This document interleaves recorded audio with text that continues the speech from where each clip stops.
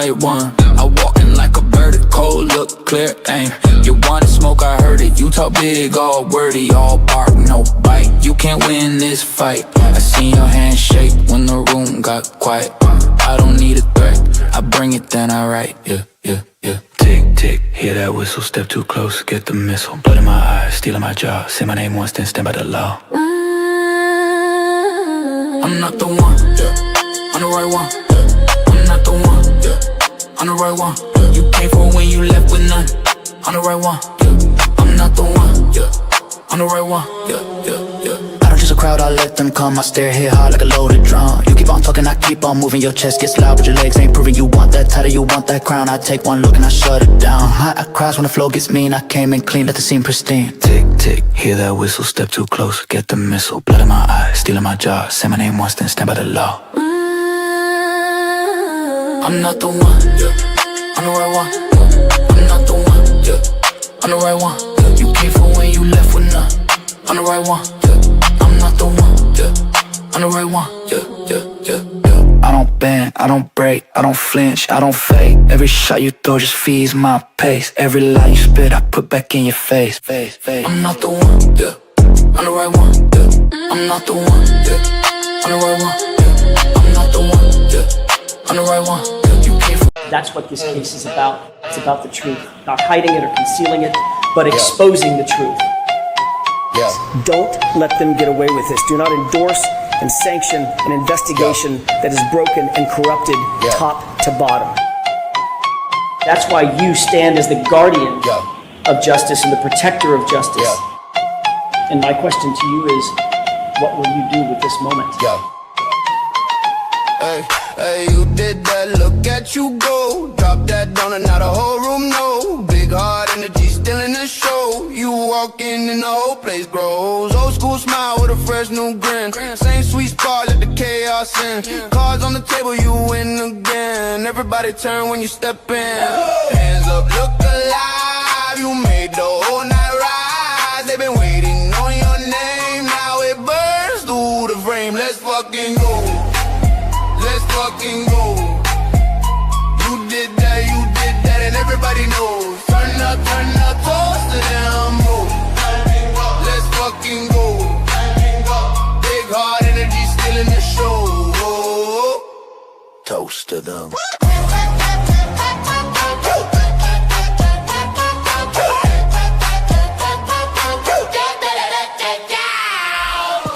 I will not be silenced, and we will continue on our journey for justice for John O'Keefe and for Karen Reed. TRUF. Truth. He's the mirage in the rearview glass. It's Ray from Dallas. Was he here? Was he there? Was he ever mine? Ray from Dallas? Just a trick played by time. This dude is savage as fuck. Or just a dream? What up, Ray from Dallas? Ray from Dallas, tell me true. He's fun. Hi, Ray. This appears to be a black man. Ray from Dallas. Let's take this walk. Is he real or just a dream? Falling stars or rays of beam. Ray from Dallas, tell me true. Are you the myth or the man I knew? This dude is Savage as fuck.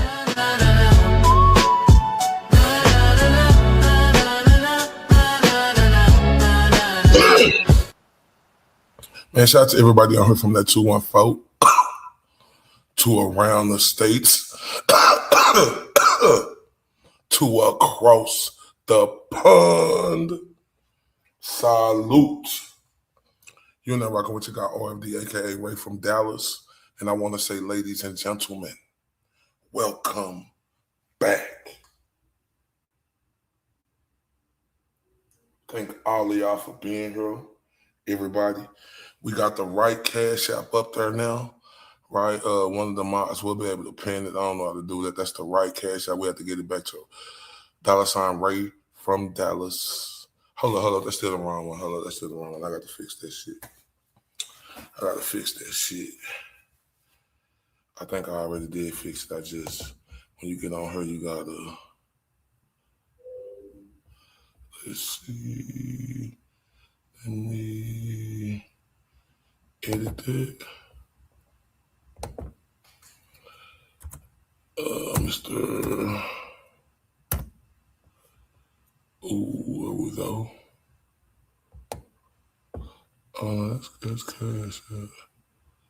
Oh, hold on, no, that one.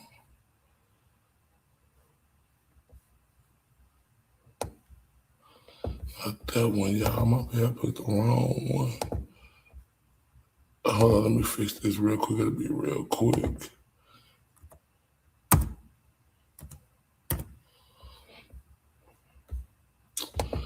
So, that is the right cash out that's going across the screen right now. The other one got hijacked. It got hijacked, so y'all must come out and come back in. Damn it, ain't. Oh, yeah, y'all see it. The other one got hijacked, so, we had to make some clinical errors.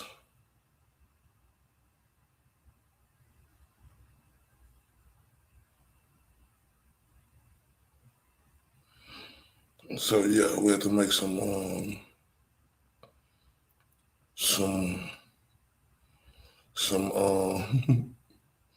we had to get it right. I'm gonna just say that we had to get it right. And we got it right. So now it's time to get this show started. I appreciate everybody who be in the building. Shout out to Viper, all the way from Wyoming in the building this morning. Appreciate you for being here. Well, there's gonna be a lot too. I ain't gonna cover that case today. It's too many people covering. It's too many people covering that case, so I just gonna let the other people cover it, and I'm just gonna give my recaps because it's a lot of people, and you just can't. It's just hard to try to compete with them other people, but it was fun today. And today, it's not what happened, it's why it happened. The Lindsey Clancy trial.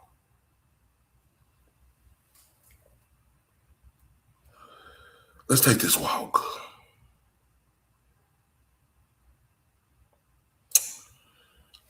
I say, welcome back to Ray from Dallas. Everybody, I appreciate y'all. Hit that like, share, subscribe if you can support the channel. This morning, we're covering one of the hardest cases I've ever heard to sit through. This isn't just about what happened. It's why it happened. That's the question I can't stop thinking about. When someone repeatedly says they're struggling, when someone says they're having frightening thoughts, when someone is clearly crying out for help, how do those cries get missed, ladies and gentlemen?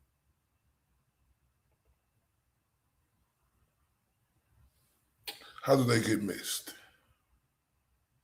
How does everyone around themselves or everybody around them convince themselves that everything is okay?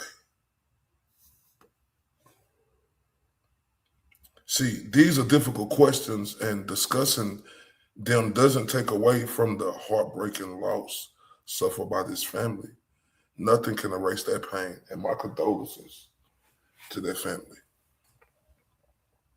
But I also believe it's important to ask whether warning signs were recognized and whether enough was done before this tragedy unfolded.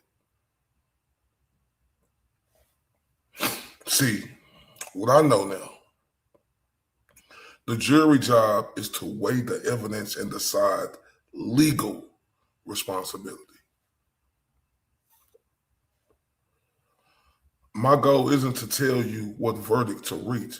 It's to ask the question that many people are asking as they watch this trial. Could more have been done? Could this tragedy have been prevented?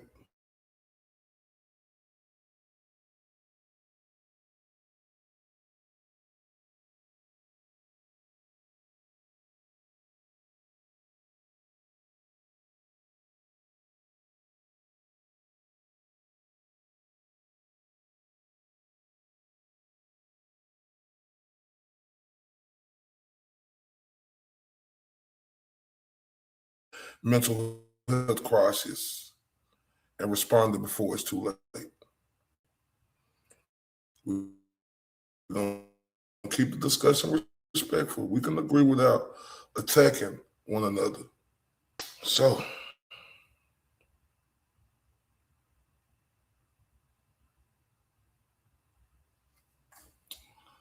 let's get into it.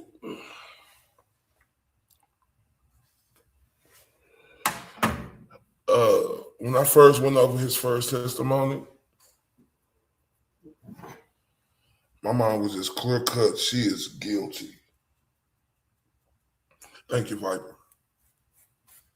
My mind was, she was guilty, guilty, guilty, guilty.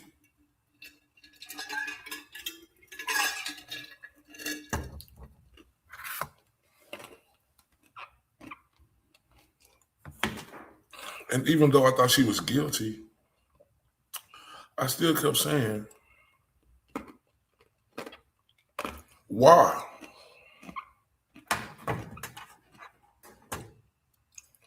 When he knows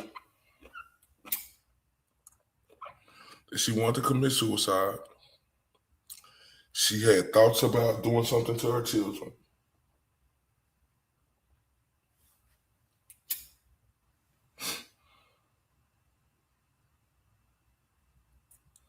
I question, could it have been more done?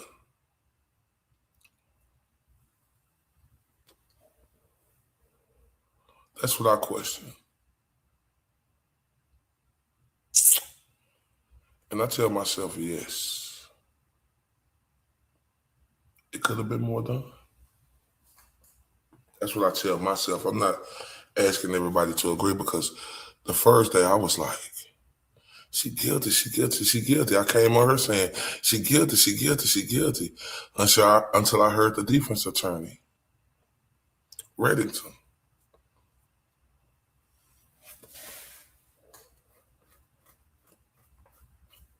And how he put a fine Picasso painting on. She was crying out for help.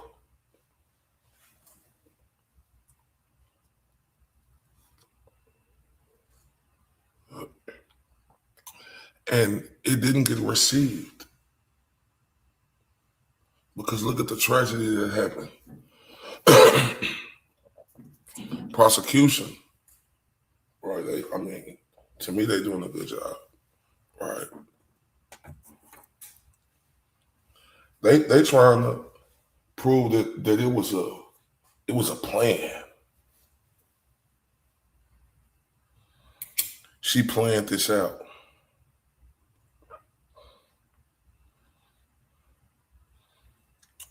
And I ain't gonna tell you, after hearing the first part of his testimony, I was swayed that way. But then after just hearing it, listen to it. And then Reddington, shout out to the beautiful Kayla Jones in the building. And then Reddington came up there and made his case to, like it was signs there. You were checking for this and that. You went to the hospital twice. She told you that she wasn't getting any attention, but she was turning down all the attention, and he didn't check that.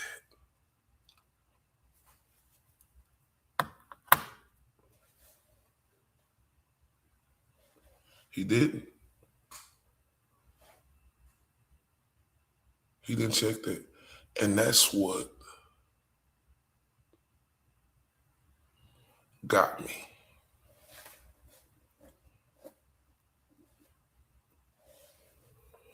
That's what got me. And I just got 5 more minutes, then we're going to get this, what happened, yesterday. What got me was, if anybody talking about committing suicide, you talk to that person, you ask them why. You tell them, go get on some medicine. But then,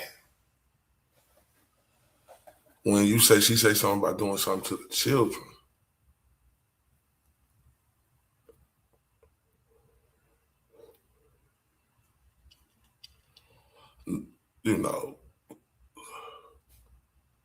it's clear cut, no debating that all steps should be taken relentlessly to get her help. All steps.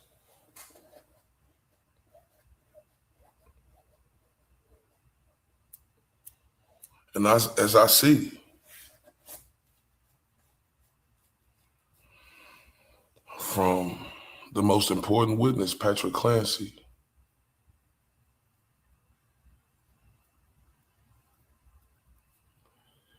he didn't do that. It's not to put no blame on him, but as her husband at the time, I feel that it could have been more done. I feel from our parents, it could have been more done. Right?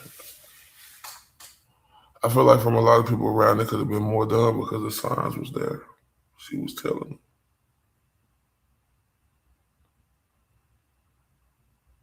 But then,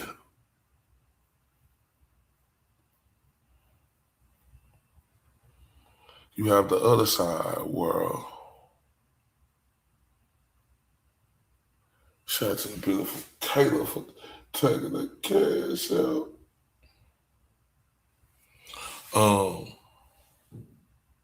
Well, you could see to where it seemed like she was a plan, sending him to a place they never ate at, way out there calling him, answering, missing this call, calling them back, wasn't sounding right,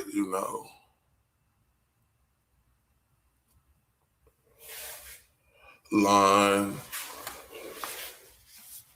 trying to hurry up and get back to her house.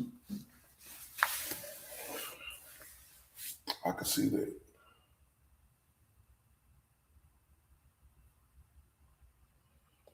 But I can also see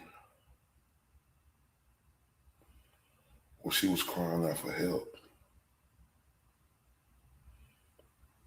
And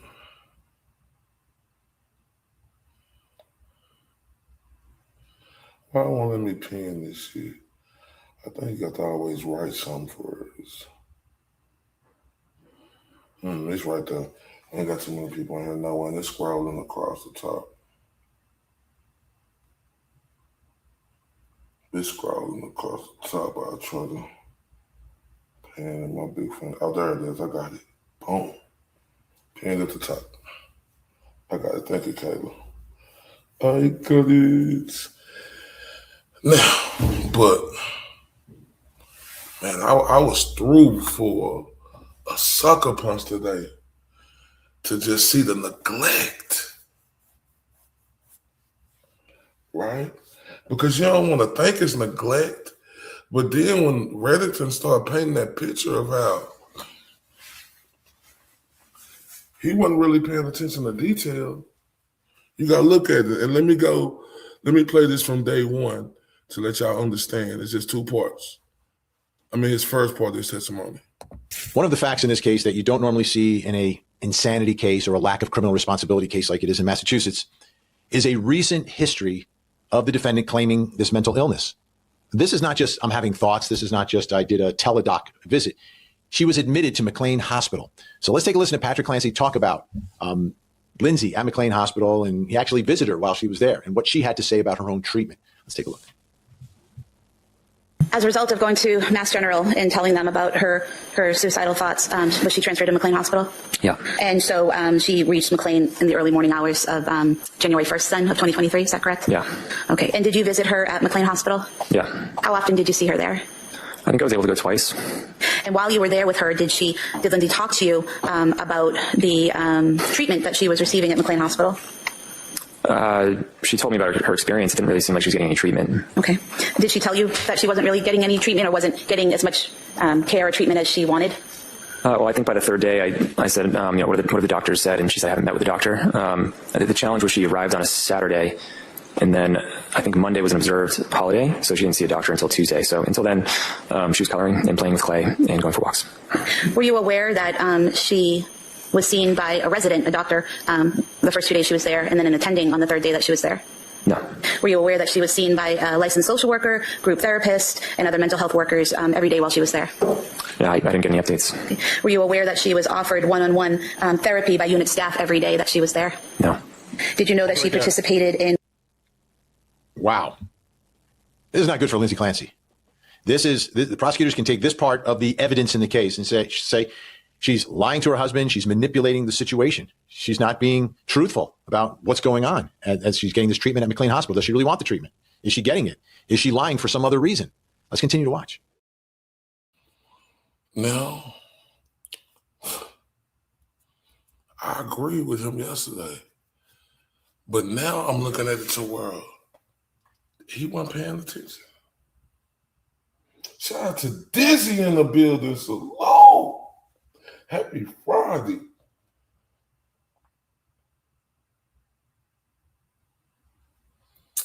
All right, Dizzy, what you think? Because yesterday I thought that she was just pure guilty, but now I don't see it like that.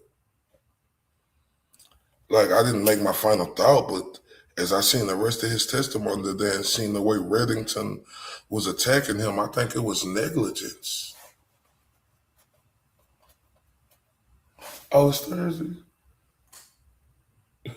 Damn, why I say Friday?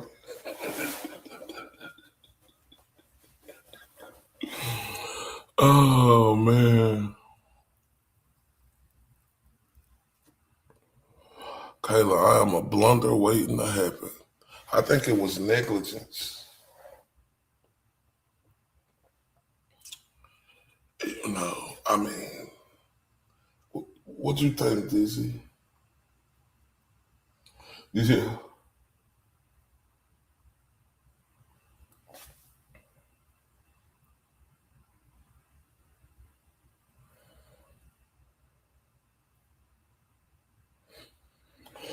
So you do think that you do think that she went psychotic, Dizzy?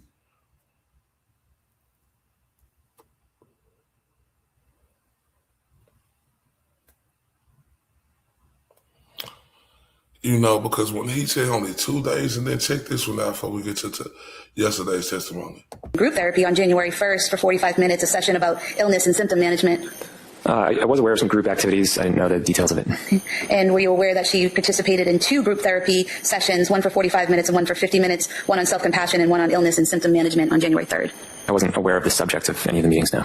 Were you aware that she declined further group therapy and treatment in the afternoon of January 3rd? No. Were you aware that on January 4th she participated in a group for 40 minutes called medication management? No. Were you aware that she participated in a group on January 5th on expressive therapy for 45 minutes? No. And were you aware that she declined further treatment 2 times on January 5th, one to attend group therapy and one to attend a session on cognitive behavioral processes? No. Were you aware that Lindsey asked the doctors to be discharged on the 6th, Friday the 6th, because she wanted to go to Corey's birthday party on the 7th? Not that I recall. Were you aware, or did Lindsey tell you that she then asked the doctors to discharge her on January 5th because she wanted to go home and get ready for the party? I wasn't aware of Lindsey asking the doctors to be discharged. Okay. Wow. Were there any... I'm not going to go through the rest of that. Well, they're going to start talking about his kids and they're going to start crying. But yeah, I'm starting to lean that way a little. I'm leaning that way to where I'm saying there was so much negligence. So much. But what I'm thinking about is the jury, right? And Vinny finna bring that up now, right? And how the jury may see,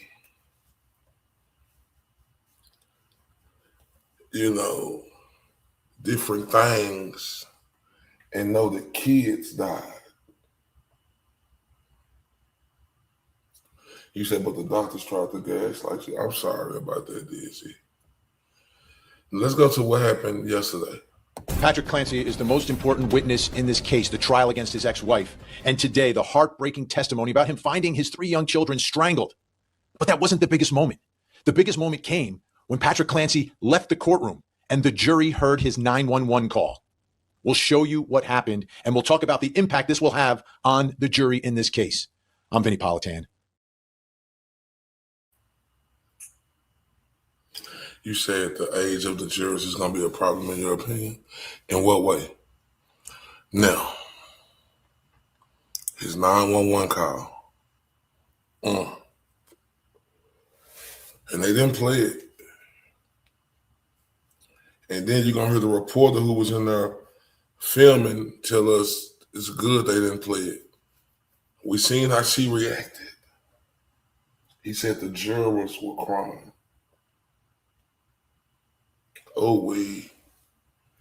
Let's continue though. No way to sugarcoat what happened today inside of the courtroom. It was an extremely raw and extremely emotional day. And it begins with Patrick Clancy, the father of the victims, reliving the horror of that day and recounting for this jury what he did, what he saw, what he heard. This was absolutely brutal to watch what he was going through, right? It's the worst day of your life, and now you've got to relive it. And in such vivid detail. And you can see when you look at Patrick Clancy, when he is describing what he's seeing, you can see the impact it's having on him. If you listen closely to parts of the testimony, you can hear his labored breathing. This is raw. This is real. At the same time, Lindsey Clancy is there inside the courtroom listening to all of this and herself reacting to it. And her reactions today, extreme, absolutely extreme. Seems like she's in a much different place now than she was the day that she did this and in the days after she did this. Because Patrick Clancy talked about how his first conversation with her, she wasn't even talking about the kids. Well, today it all came back. Like it was absolutely real, especially when they brought out some of the evidence in the case, because prosecutors are laying out all the facts and the evidence, putting in front of the jury, the alleged murder weapons. And in those moments, you can see Lindsey Clancy clutching the hand of her attorney as she sits in her wheelchair, sobbing, breaking down. Patrick Clancy, I want to get back to him. Because before prosecutors laid out some of this evidence, like the clothing that the children were wearing, the alleged murder weapons, and then the 911 call that Patrick Clancy made that day, he was excused. Usually the evidence goes in while the witness through whom it's going in is on the witness stand. That wasn't the case today. I think everyone acknowledged that Patrick Clancy did not have to be there for this. So despite the fact that he was still technically on the witness stand, he was excused from the court as prosecutors put in this evidence. So Patrick Clancy leaves the courtroom, and now it's time for the jury to see the alleged murder weapon, etc. But the part that is sticking with everyone who was inside that courtroom, we get to see it, is the 911 call. The judge did not permit that 911 call to be broadcast, did not permit it to be recorded. The microphones were shut down inside the courtroom. So the only people who heard the call were the people who were actually inside the courtroom, including Lindsey Clancy. So I'm going to show you that video from the moment that the 911 call is being made. Remember, Patrick goes out to pick up dinner, comes home, can't find anyone, then finds Lindsey in the backyard, and she had leaped out of the window and asked her, where are the kids? And she says, in the basement. And he goes to find them. All of this is recorded on that 911 call. Let's take a look. No, I didn't see the transcript. If you could please send that to me. You said you wish Vinny was actually in the courtroom. You're getting mixed messages from people that are like, what type of mixed messages are you getting, Dizzy? Now, this is hurtful, y'all. Because usually, like Vinny said, you got to bring in the evidence through somebody that's there. and they let him leave because the 911 call was so horrific. Thank you, Dizzy. It was so horrific.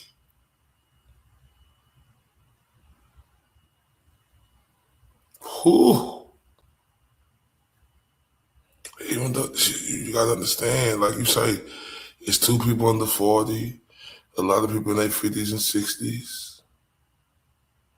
Is they gonna see the negligence?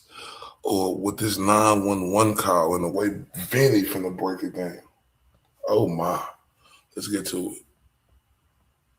Video from inside the courtroom as this call is being played. And from this angle, you can't see, but right now her left hand is clutching the right hand of her attorney, Kevin Reddington. And you can see some of that breathing and the sobbing. It gets more intense as now she is hearing her husband's 911 call. This moment for everyone in the courtroom, extremely powerful, including the jury. Look at this. Now she is crunched over. Now, Richie Morgenstern, director of photography for Court TV, was inside the courtroom for this moment. And I want you to take a listen to his description of what you're seeing right now, because he was there. He saw it. He heard it. Of course, I think after hearing it, I think it was a great idea that the public did not have to hear this. A lot of us have been doing this for a while, but today was something else. It wasn't necessarily all the moments of him, crying out and screaming. It was sometimes those moments of silence where he was trying to get himself together, where you could kind of just hear his soul being physically ripped out of his body. And you could just tell he knew that he wanted to save them, but at the same time, you could just hear how he was just kind of falling apart from each. He couldn't even speak, a full word, speaking to dispatch, just trying to explain what was going on. And then you could just tell from the courtroom, members of the jury were breaking down. Obviously, Lindsey was breaking down. It was quite the show for emotion. It's rare.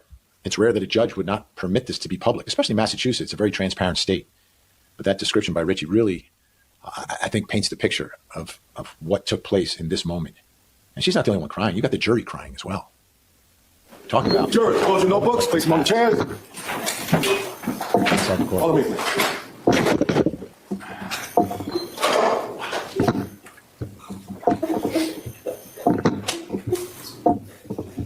The jury had to be excused. And the question becomes, what's the impact of this? Where do the sympathies go when a jury experiences something like that? The normal mode for a moment like that is advantage prosecution. All of a sudden, it's very real what happened that day. The victims' lives who were lost, the horrific nature, the brutality, all of that, the raw emotion coming from Patrick Clancy, the victim in this case. It's his 3 children. In almost every case, you would look at that and say advantage prosecution. But I'm not sure in this case. I'm not sure.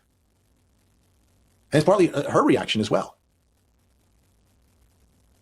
Is there a split in the sympathy here? Is there some sympathy for this mother who, yes, prosecutors admit is suffering from some level of mental illness? Is there a level of sympathy for her? That she was driven by this illness, by the medication, to the point where she would do this to her own family, to her own children, and to her own husband? Maybe. I'm telling you, in most cases, I would say at this point, game over, chalk it up for prosecutors. But I'm not so sure in this one.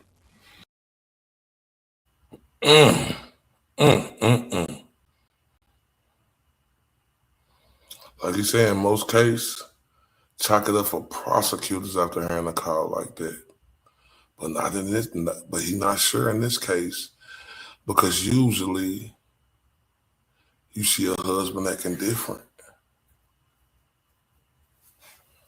or a wife acting different when something like this happened. But here goes the 911 call. 911 explained how she tried to commit suicide. Where is she now? Patrick saying,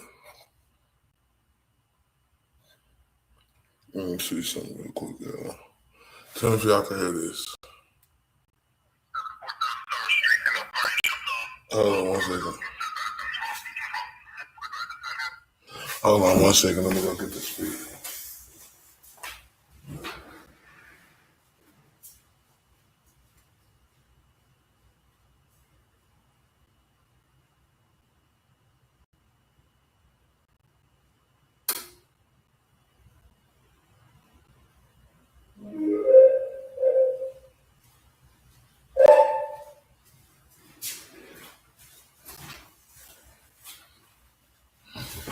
Okay, so what we're gonna do is listen to this now.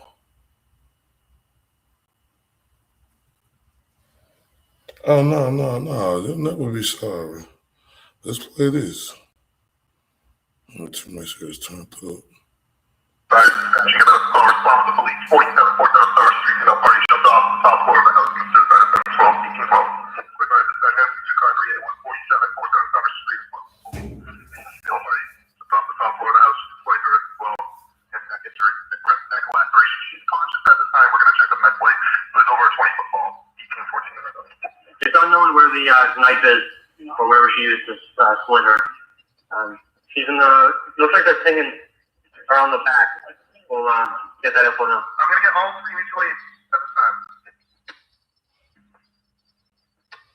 I'm getting you three mutual aid ambulances. I start the box. You got three on the way. I got one here. I got 4 patients total. Summer Street. 30 ambulance in for a suicidal situation. Time of 18, 20. Go. Aided Carney's left.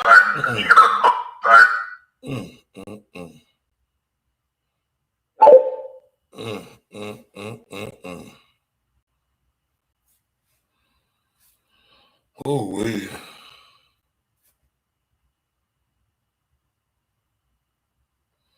Patrick said, Lindsey, what did you do?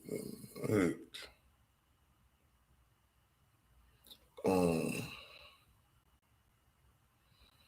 Explain how she tried to commit suicide. Where is she now? Patrick, stay awake. How old is she? 31 to 33, 911. Is she awake? Yes, she is breathing. Yeah. Is she breathing? And Patrick said, Lindsey, what did you do to your neck? She's talking 911. When? Patrick, last half hour, 911. How far did she fall? 20 feet, multiple voices talking over each other.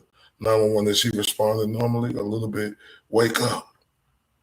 Patrick tell her. 911, what part of the body was injured? Neck. She's breathing. Lindsey, look at me. Look at me. 911, are there weapons? Patrick, I don't see any. Where are the kids? Multiple voices speaking. 911, do not move her. Open your eyes. Can someone? 911 said, open your eyes. Do not move her. Open your eyes. Can someone? Okay, Lindsey, look at me. Open your eyes. 911, I'm going to tell you how to stop the bleeding. Patrick, it's not bleeding. It's open wound. She's in the backyard. Is there something on your neck? A knife or something? 911 said, can you put pressure on it? No. Patrick, Lindsey, wake up. Moaning, put pressure on the cut. Patrick, Lindsey, look at me. Say my name. She's conscious. 911, don't move her. Tell her to be still. Sirens coming. I'm going to stay on the line with you. Is there a fence? Patrick, right here. I need you to stay. I got to go check on my kids.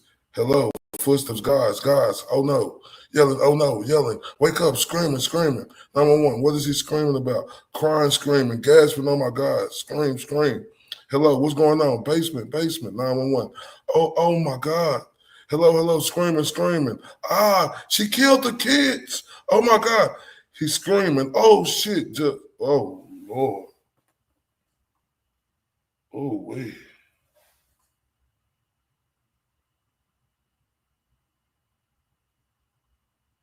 Oh wait.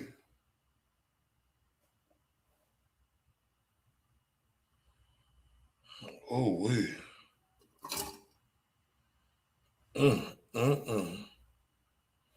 Damn, he said she killed the kids. Ooh, how's that jury gonna take that?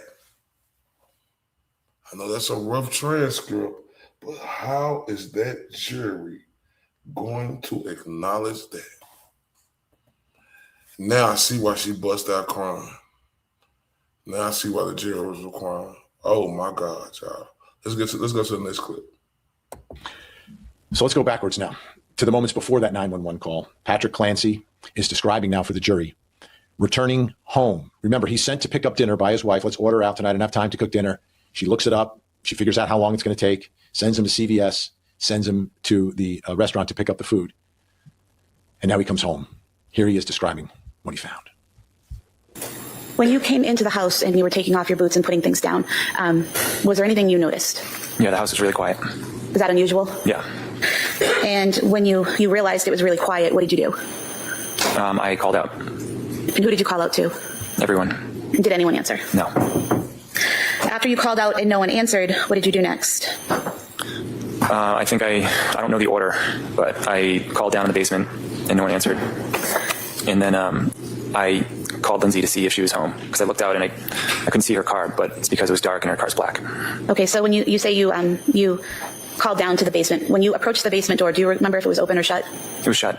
So did you open it and yell down? Yeah. And there was no response? Correct. I started checking upstairs. And where did you check upstairs? First the bathroom. I thought maybe they were taking baths, but there's no one there. And then where did you go? The kids' bedrooms. Was there anyone in the kids' bedrooms? No. And then did you go to your bedroom? Yeah. And were you able to get into your bedroom right away? No, the door was locked, and that's when I knew something was wrong. Okay. And when you unlocked the door to your bedroom, did you go in? Yeah. And what did you see when you opened the door and went in? I just saw blood everywhere, and the window was open. How far into the room did you get? Probably 1 or 2 steps, and then I immediately turned around and went outside. And the blood that you saw, where was that located in the room? It was everywhere. It was. It looked like it was sprayed almost with like a hose, and there was a huge puddle in the middle of the room, and it was sprayed all over pretty much every surface. I just looked around in the backyard below that window, and I saw Lindsey. And where did you see her? She was face up in the backyard. And where in the backyard was she? At the bottom of the window. And did you observe any injuries? Yes. And what did you see? She had deep cuts on her wrists, and she had a red line across her neck. I wasn't sure what it was at first, but she cut her neck. And do you recall that these wounds weren't actively bleeding at the time? I later learned that I said that on the 911 call. And when you observed these wounds, is it correct that the 911 operator asked you or instructed you to apply pressure if needed? I don't recall the whole call, but I believe that's probably true. Okay. And you didn't at the time feel the need to apply pressure to any of those wounds, correct? Correct. Hold it right there for a second. Did you say anything to Lindsey when... That's an important point for prosecutors. Don't forget, they're alleging that the suicide attempt was fake, was not real, that these wounds are superficial. If you're going to slit your throat and slit your wrists, they should be bleeding, but they're not. They're superficial wounds. He doesn't even have to apply pressure to stop the bleeding because they're not bleeding. It's an important point for prosecutors because they're holding their ground. They are not conceding that there was any suicide attempt by Lindsey Clancy, that she faked it to make it look like it so she could get away with the murder of her children. Let's continue to watch. Oh, wait.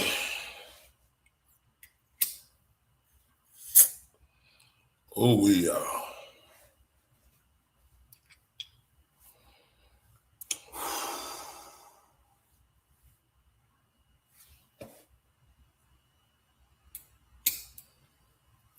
You know, when you're a jury, you got to take your emotions out of it. Right.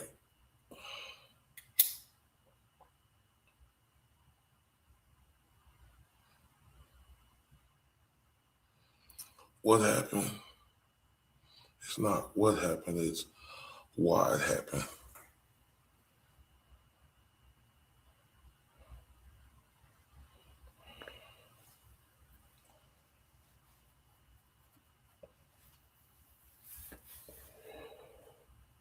It really was several months by state line as a couldn't go straight to the criminal intent, but believe it or not.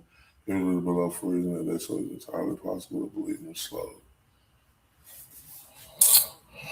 Oh, wait, man. God bless them kids. And my condolences.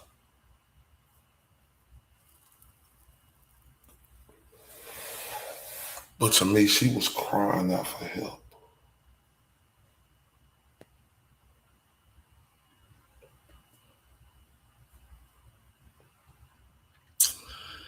And man, when Reddington, they didn't even show his, Vinny didn't do no part on his.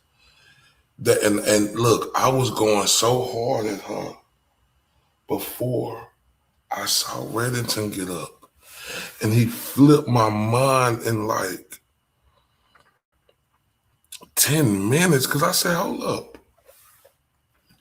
They was coming at the prosecution for attacking, but Reddington is attacking him too.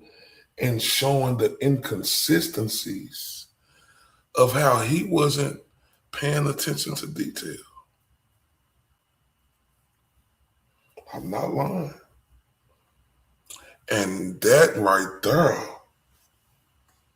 caught me.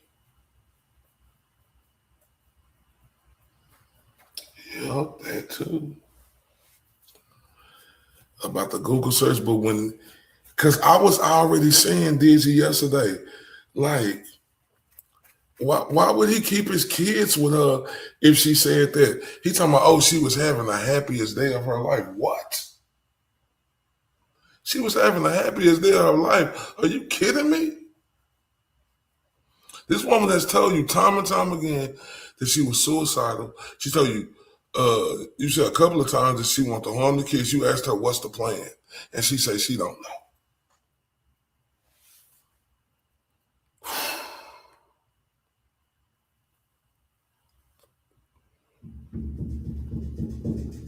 Man, y'all, this tough. Because he didn't commit that tragic night. She did.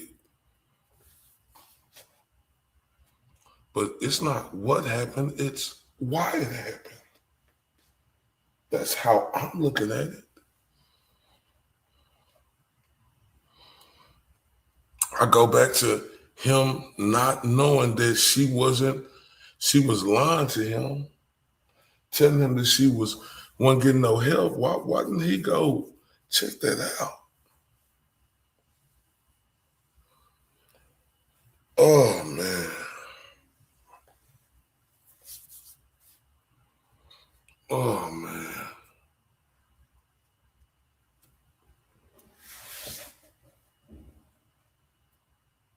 Oh, man. I'm not going to lie, Dizzy. I'm glad you're catching me today. Right now, because yesterday and the day before that, like, I was just completely sold until Reddington got up.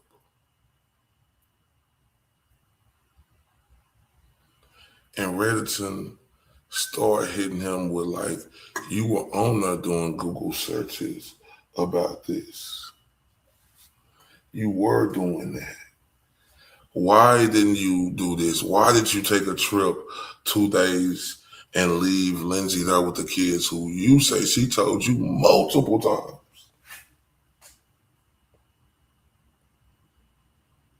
Yeah, that's what, yeah, I feel you. Kind of like, I'm still holding that on. I think he's responsible for neglection and not believing her pleas, but I still have questions about her psychosis. Me too, Kayla. Now, what I will say is she do need to be in a loony bin for a long time, right? She do. That's what I will say. But, oh, man, and then he's saying he don't, and I'm just paying attention to detail. He's saying, oh, he don't want her to go to jail and stuff like that.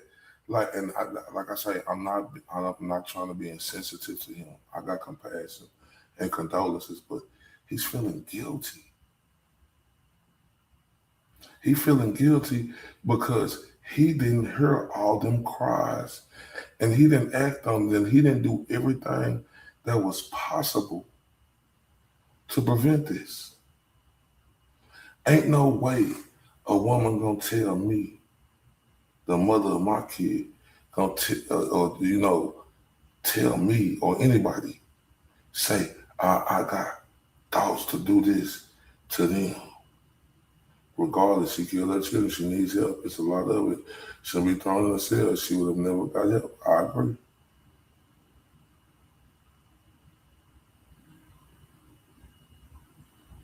But ain't no way I'm gonna leave my children now with no woman who say something like that. Like, as a matter of fact, I would never leave my child with nobody who, just period, unless, we really like that.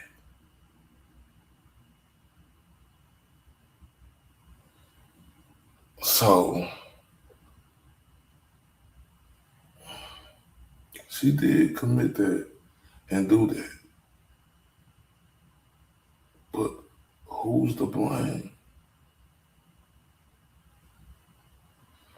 He wasn't even keeping up with her medicine dosages. That's another thing. Ooh, this is a tough case, y'all. This is tough. Because I'm telling you, at 1 second, boy, I was not bending, breaking, or folding. And doing things physical like that. She lost her mind verbal, please. So how could it be for that 15 minutes she lost her mind in jail? Just another thing. And I get that 100%. But my thing is, this Kayla, why would he leave his kids there with her after her? He saying this, he said it multiple times.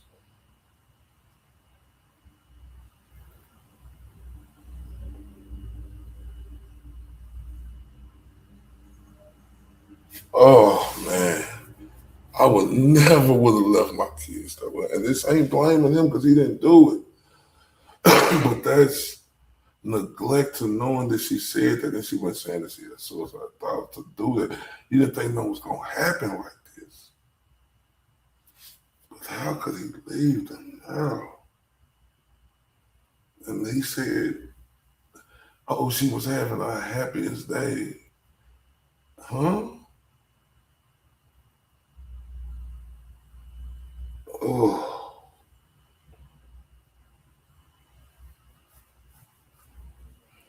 I'm not even saying this is just my opinion. And people ain't got to agree with it. I want y'all to know that we got the right to speak how we want to speak on here. Because that's how conversations is. All right.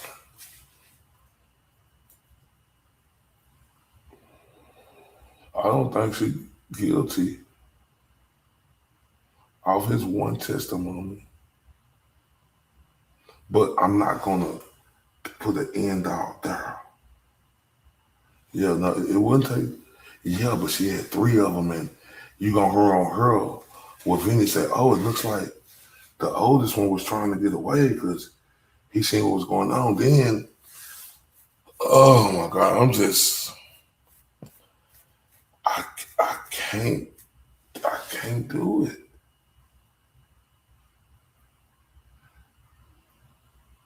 No, I agree with your opinion because I think the jury, I agree with it that it hit hard. And this ain't no gaslight, because if I disagree, I'll tell you. Because that's going to hit hard with the jury. Everything you saying. Everything. That's going to hit hard with that jury. Like Dizzy said, 2 people under 40, mostly 50s or 60s.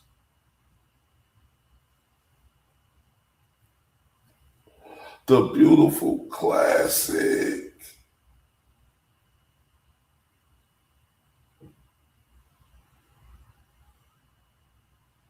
Oh, we. Oh, we.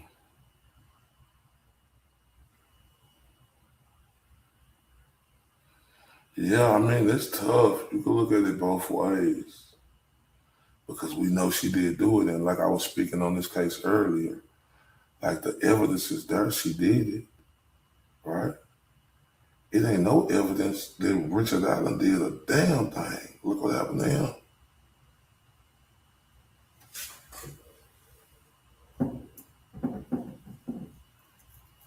But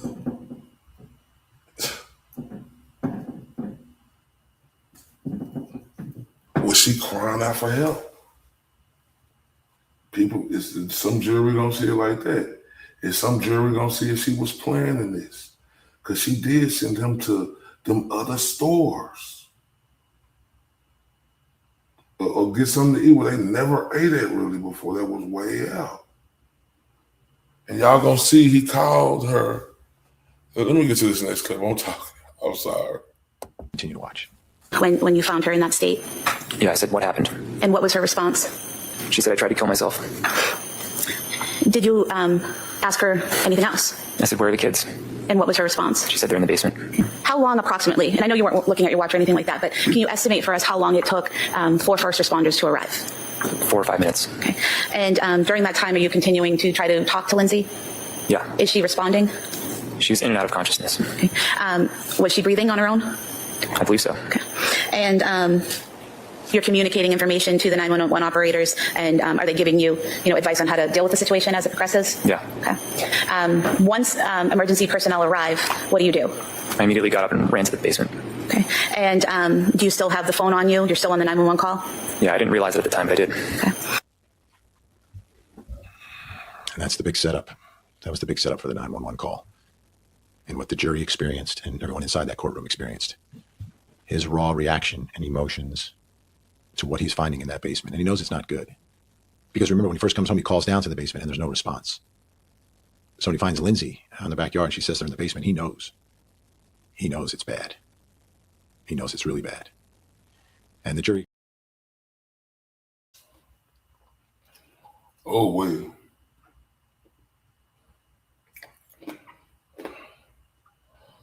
The jury heard that 911 call, y'all. And she explained it, and she walking him through that horrific thing. And like I say, as a juror, you could sway it this way, you could sway it that way. I see both sides. I do. And like Clay said, she said, I think the docs need to be held accountable. Like it really do need. Oh, shout out to the beautiful Laura Orlando. She said, I feel that. Hey, Laura, baby, love you to death. Laura, I'm not gonna lie. I'm glad. Don't tell me which way you swayed, right? Don't go nowhere, Kayla.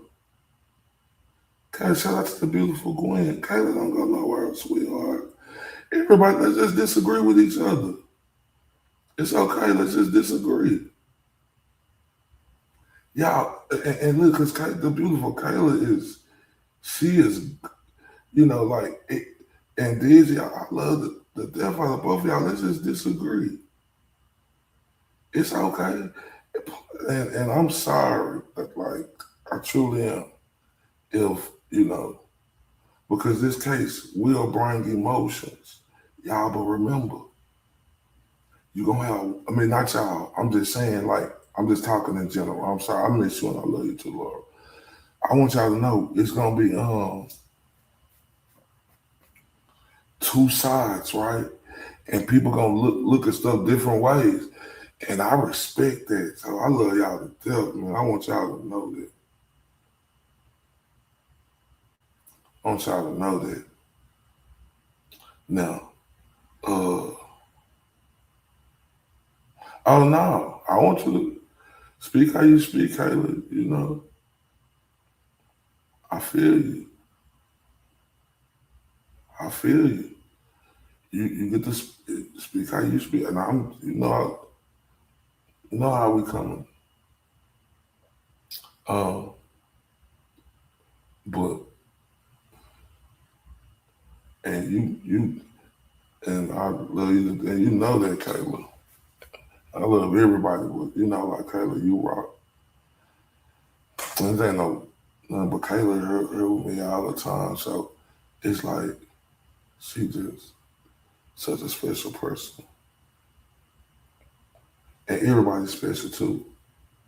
It's just that, she got the right to say what she want to say, just like everybody else do. See, this shit is emotional for me and Kayla. Let me tell y'all why, because we both lost children.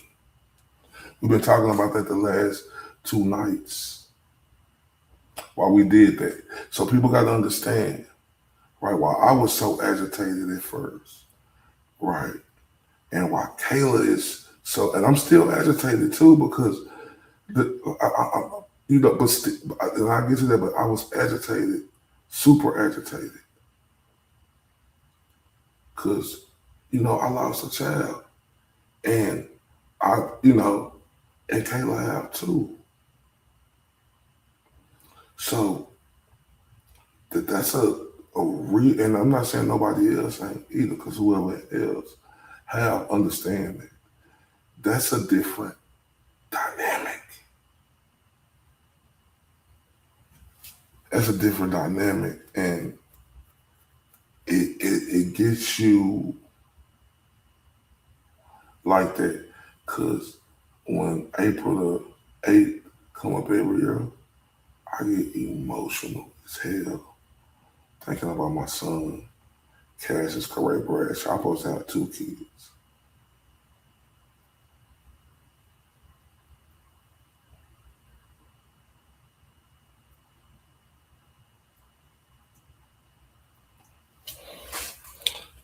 And it just hits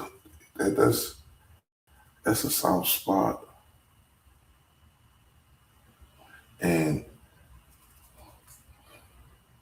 it ain't that we trying to look no other way. It's just that we lost children, and anybody else who lost children,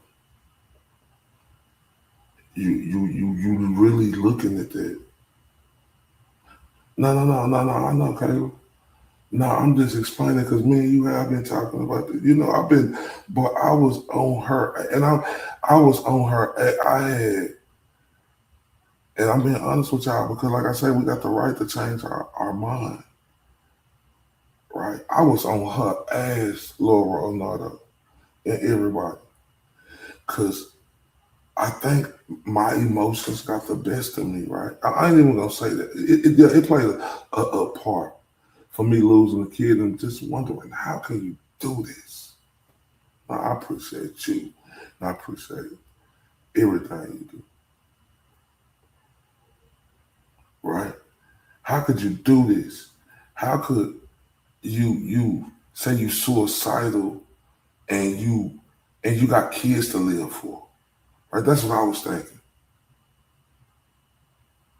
How can you say you want to do something to your children, and that's where I was at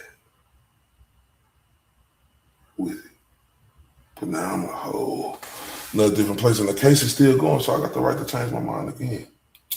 But as of right now, I see a bunch of neglect, and my condolences for Patrick Clancy, because he didn't do it. He did not do it. Let me get that clear. He did not do it.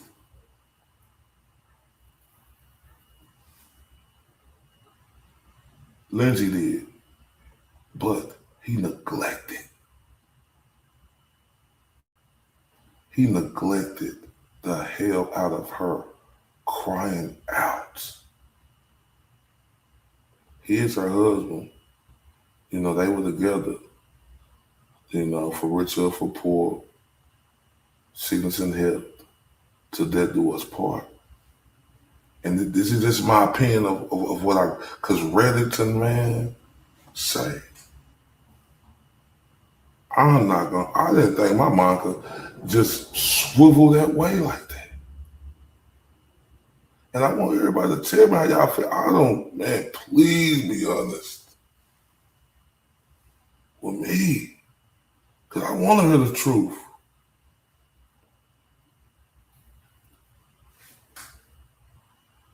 Like,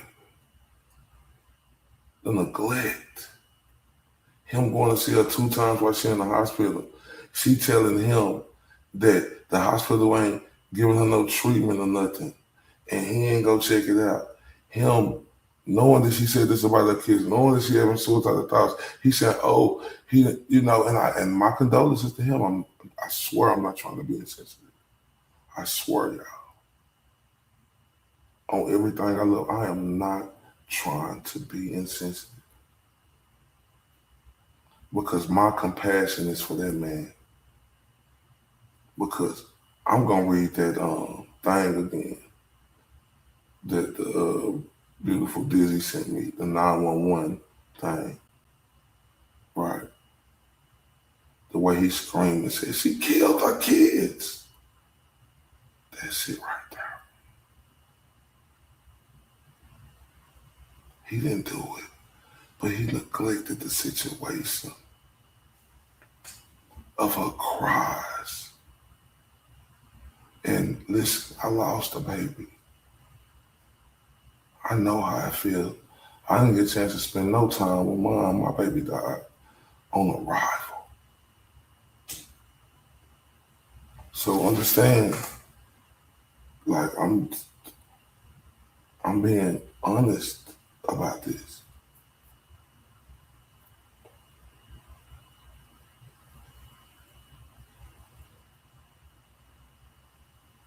He went on the trip 2 days when she done made them thoughts before, made them claims to him, and he left the kids with her.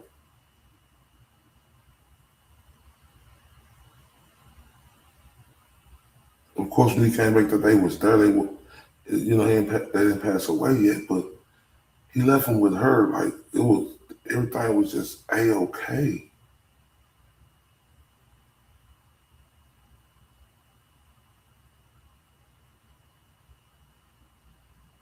But then, you know, so that's why I'm at with it now. I want y'all to understand that, but it's always that other side where you got to look at it.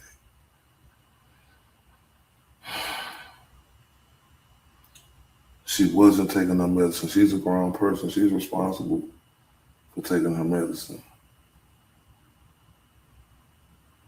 I know, you know, we have people out here speaking about Seroquel. And if you've been around anybody who's been on Seroquel, it do make them be like a zombie.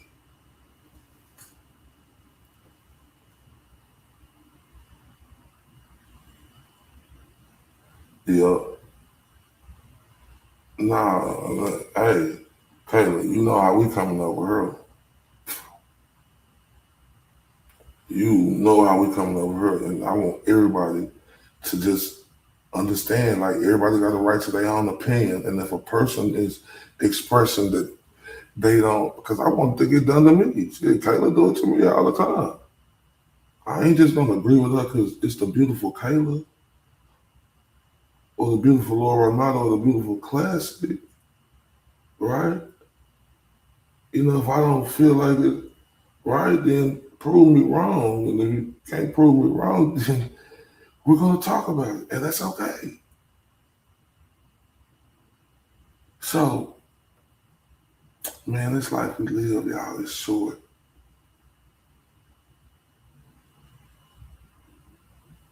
Yeah, exactly. And you got the right to do that. And everybody do. Like real talk, like you was on my ass today when I was like I was like saying neglect. I did a fucking 6-hour stream on that shit. But Kayla was on my ass, like I know I'm not sold. And I'm like, Kayla, like it was, but that's what's so great about it.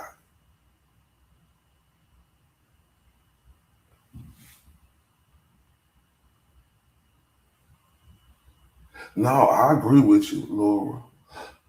I totally agree because it's gonna take something powerful in this case, and I'm open eyes and open arms, and I want you know to show me that y'all got evidence to prove beyond a reasonable doubt. But something was seriously wrong with her, as we can see now.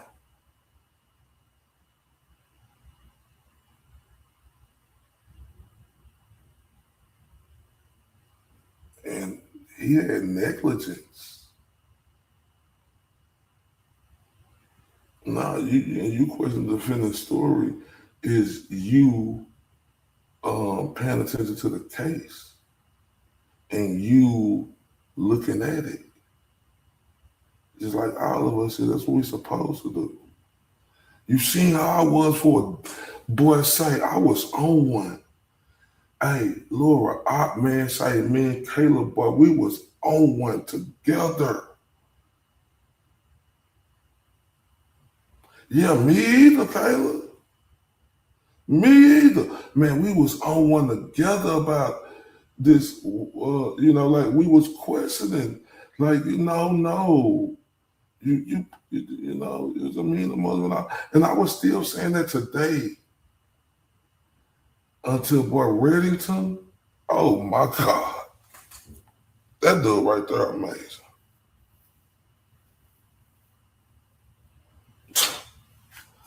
Look, they was getting on the prosecution for like how they was being cruel, taking them back through that. But I'm like, the prosecution got to do their job, right? And I think the prosecution was doing a good job.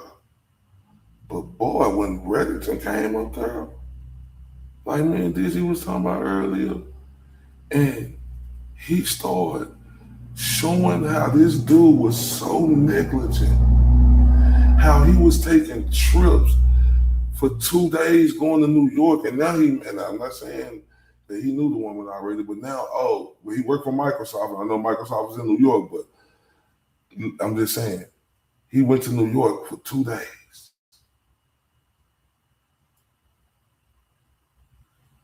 Knowing that she had said that. Like, let me tell y'all something. Let me tell y'all something.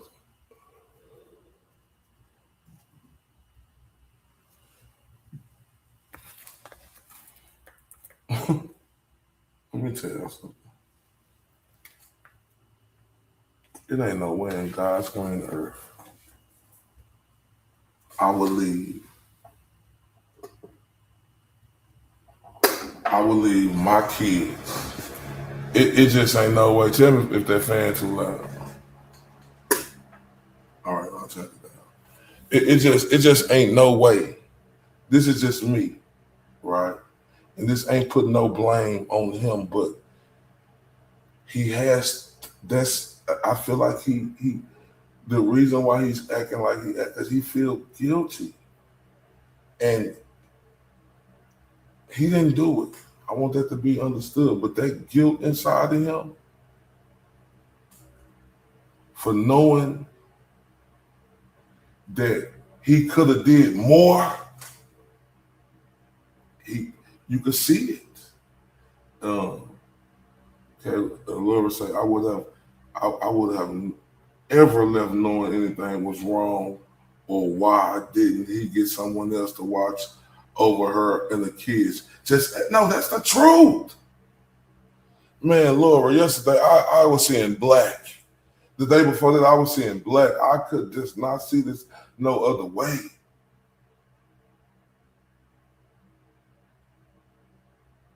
Yeah, I guess I would have someone come stay with the kid. Yeah, that's automatic.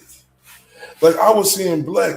But Reddington, and even before Reddington got up there, I was like, when the prosecutor was prosecuting him, and her parents left. Her parents were there, you say, for 1 day, and they left. And I'm like, even when the prosecutor before Reddington did his thing the other day when he first started testifying, I'm like, damn, you knew, like this part right here. I'm gonna just go this quick little part right here. Like, he didn't check on nothing about this. Group therapy on January 1st for 45 minutes, a session about illness and symptom management. I was aware of some group activities. I didn't know the details of it. And were you aware that she participated in 2 group therapy sessions, one for 45 minutes and one for 50 minutes, one on self-compassion and one on illness and symptom management on January 3rd? I wasn't aware of the subject of any of the meetings, no. Were you aware that she declined further group therapy and treatment in the afternoon of January 3rd? No. Were you aware that on January 4th she participated in a group for 40 minutes called medication management? No. Were you aware that she participated in a group on January 5th on expressive therapy for 45 minutes? No. And were you aware that she declined further treatment 2 times on January 5th, one to attend group therapy and one to attend a session on cognitive behavioral processes? No. Were you aware that Lindsey asked the doctors to be discharged on the 6th, Friday the 6th, because she wanted to go to Corey's birthday party on the 7th? Not that I recall. Were you aware, or did Lindsey tell you that she then asked the doctors to discharge her on January 5th because she wanted to go home and get ready for the party? I wasn't aware of Lindsey asking the doctors to be discharged. Okay. Wow. Were there any insurance issues in terms of insurance refusing to pay for her stay at McLean Hospital? We didn't really get to that point. You weren't advised by the social worker or any staff there that there were any issues with your insurance, is that correct? Yeah, that's correct, but I wouldn't have cared either. Would you have just paid for it if needed? I would have paid anything, yeah. This is Cora, correct? Yes. Can you tell us a little? I don't want to go to that now. You see, I can see both because I react very badly to lots of medication. I'm one of those widows that has 1% chance of a side effect. Definitely not the widow. You're a beautiful lady. Yeah, me too. Like, everybody react to shit. And cause they didn't even take it serious. Our own parents, right, Kayla? And that's what I'm saying. I'm not saying it's impossible to have bad reactions to cocktails and medication. I'm questioning is it truth or legend. I'm with you. And I could definitely see that. And you got to understand that 911 call, y'all. Them jurors heard that. And y'all gonna see how this lady, this prosecution, she got to do her job though, right? Let me just go to the next clip. I'm talking too much. We'll get back to that. And the jury got to understand today just how bad it was through his own words in that moment. So if you look at Patrick Clancy's role in all of this, he is providing the factual basis that prosecutors need. And there's little points of his testimony that they're going towards to demonstrate that she planned and plotted this. The fact that they didn't normally get takeout from that restaurant, that it was further, there were other ones that were closer, that he called in the middle of all of it, and there was seemingly no problem. She never warned him or said anything about hearing voices in his head. I mean, there's a lot that we're going to go through here. But he's providing the factual basis. The question is the emotional part of this, which a jury is told not to consider, but which a jury or any human cannot ignore. And the one thing that I gathered from his testimony, and you saw some of it, is the labored breathing and how he's seemingly focused like this. Just, he knows he has to testify. He knows there's no way he's going to get up there. He's telling the truth. He's recalling everything that he can, but he's trying to get in and out as quickly as possible. He's not embellishing. He's providing everything in a very succinct, factual manner. And to me, if you're the victim, right, and these are your children that are killed, and you want that defendant prosecuted, you want him found guilty, that's not the way you're going to testify. It's just not. It's going to be different. It has been different, like in every trial I've ever covered, where someone in his position of being the parent of a victim or the spouse of a victim or a brother or sister of the victim, the testimony just comes across much differently when they want the person convicted. And that's the part of this that we don't know how the jury's receiving this. I just know what I'm seeing. And I'm with you. You said, I'm not saying women can't have postpartum. You know, yeah, and that's true. You're just trying to see if it's real. That's fair. 3 kids was killed. Tough questions have to be asked. I'm sorry, ladies and gentlemen, they do. And like you say, Kayla, we need to see everything on this case. Like Classy said, that's what I'm trying to find out. Laura said, oh, Classy, that's horrible, having to worry about medication that's supposed to make you feel better. Can't even imagine what Lindsey was feeling. In case I didn't see everything in this Classy said, that's what I'm trying to find the doc, talking about having a toxic reaction to Zoloft and a snowball effect. Gwen said completely sleep deprived for 2 weeks after my mom passed. Not saying I can relate, but delusions come. My condolences to you, Gwen.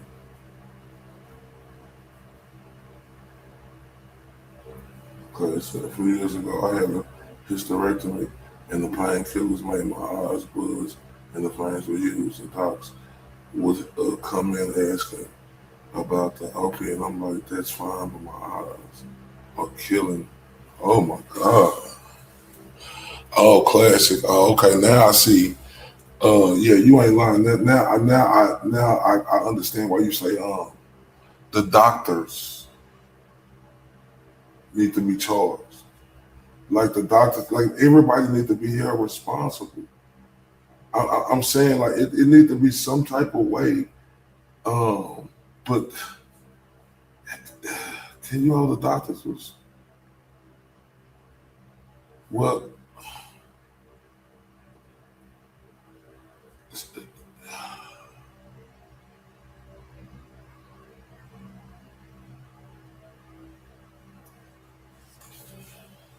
Okay, so like doctors who you could clear cut see that just gave you anything because money talk bullshit walk, right?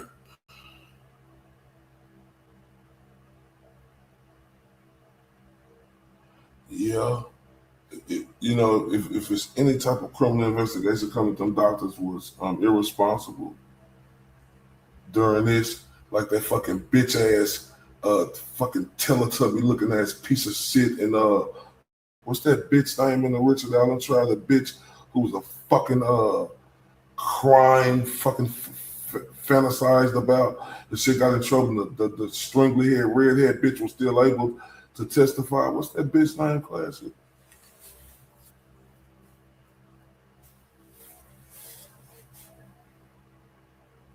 See, this is shit that pissed me off. They let that bitch testify.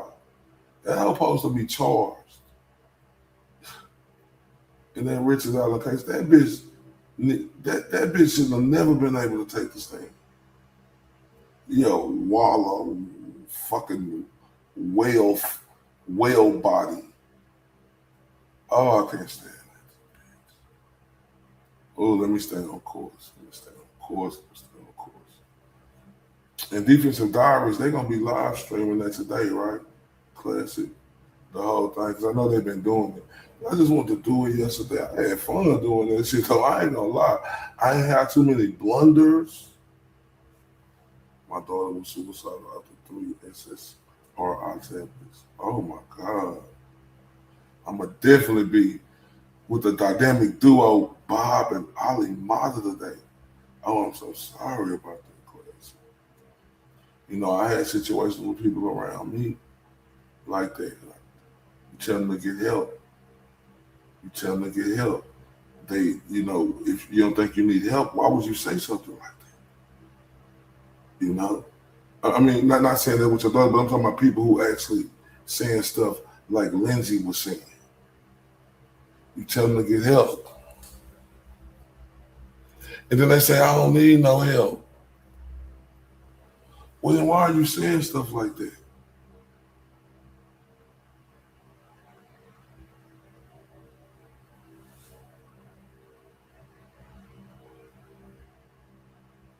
What do you mean Lindsey panicked and couldn't get anyone's attention? I want to hear that. I mean, yeah, I don't understand. But I see you say she panicked and couldn't get anyone's attention. In what way? Let me say that. In what way do you mean? Yeah.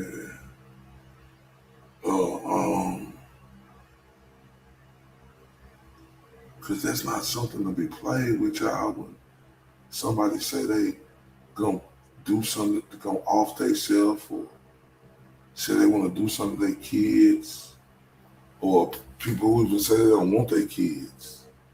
How can you trust them type of people?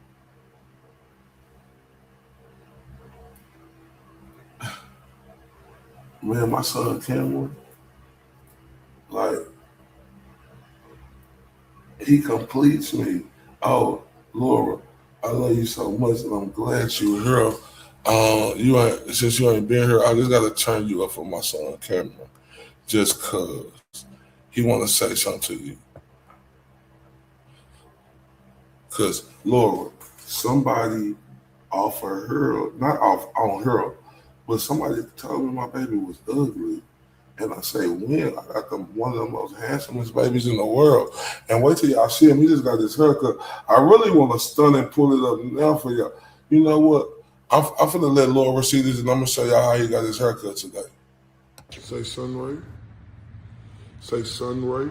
Sunray. Say hey, Sunray. Hey, Sunray.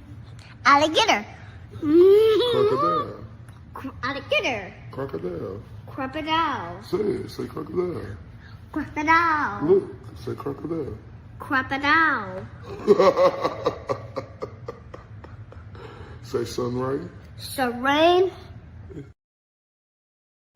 He trying to say, hey, sun rays. And that's all he be saying, hey, sun rays. He want to watch that video all day long. Yeah, name is Cameron. Yes, I seen that. Man, oh my God, my son is absolutely handsome as hell, right? And like, that kind of bothered me, people could be like that, like, and they're the type of people when stuff like that is getting said, them type of people you don't want around your children. And that's not being funny, that's just telling the truth. Them people you don't want around your children, and that's real talk. And that's real talk. You don't want them around. They shouldn't be nowhere near. Right? I'm finna let y'all see how he's stunned with his haircut the other day. We both got freshed up today because he don't stunt like his daddy for sure. Gotta know that. What I'm gonna do, man, listen, it's just about being the best parent you could be. Look in this sad case that we looking at right now, y'all. Look at this sad case. I want y'all to look at this sad case that we looking at right now on how 3 children was affected. That's why I say love your family, man. Love your family.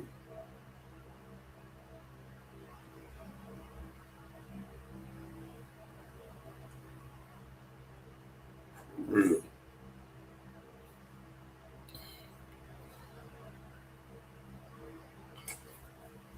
And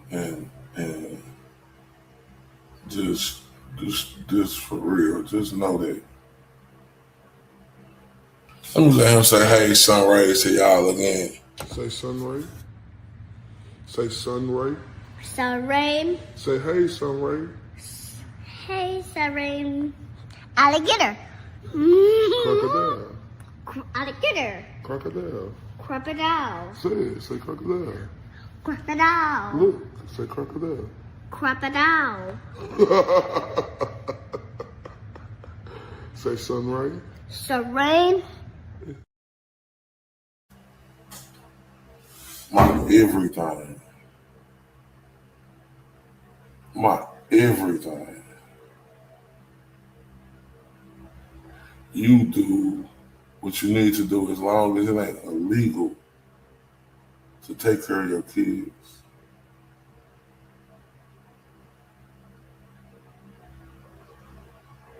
Man, I ain't gonna lie to y'all, but I love Bob and Ali Mata of Defensive Diaries, the dynamic duo, and it meant everything to me, man.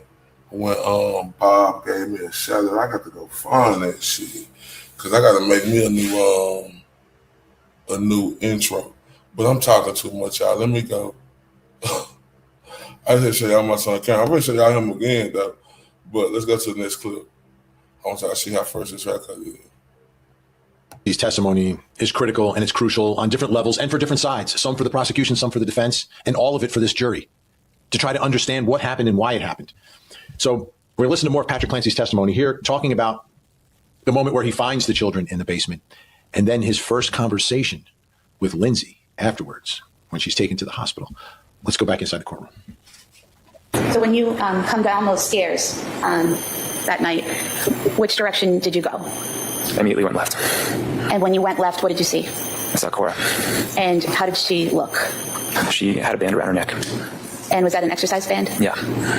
And do you recall whether she was, what position she was in, whether face up or face down? She's face down. And when you saw her in that condition, what did you do? I immediately ran over and tried to take the band off. Were you able to get the band off? Yeah. And do you recall how you got the band off? I think I untied it. And when you say untied it, was it in a knot that you had to, put everything down and unknot it, or how was it tied? I'm not sure I fully remember. Do you recall describing it previously as when you initially tie your shoes but then don't do the bow? Yeah, that sounds right. And was she responsive? No. And what did you see or do next? I saw Callan. And where was he? He was next to her. And how did he appear? He had a band around his neck. Sorry? He had a band around his neck. And did you remove that as well? Yeah. And do you recall what position he was in? Same as Cora. And looking at the model here, if you could just tell us, where was Cora?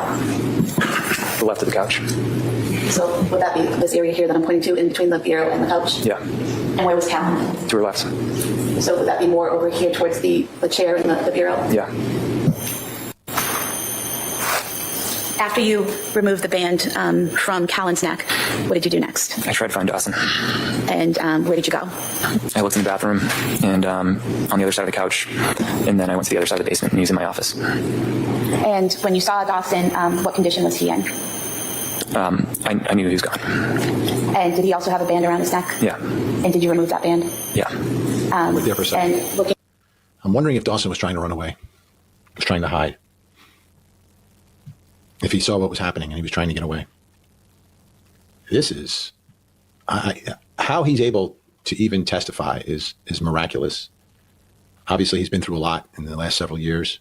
I'm sure he's gotten the kind of help and support that you need for this sort of trauma. But now to go back to that place, and you can see it in his eyes, that he is back inside the basement as he's describing everything for us. Let's listen to some more.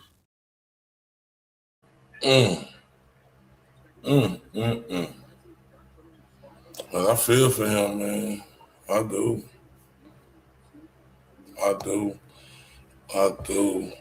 And man, y'all done stole me and Cameron heart, man. It's me and my son, Cameron. Just me and him. And let me let y'all see how fresh he got today with that haircut, though.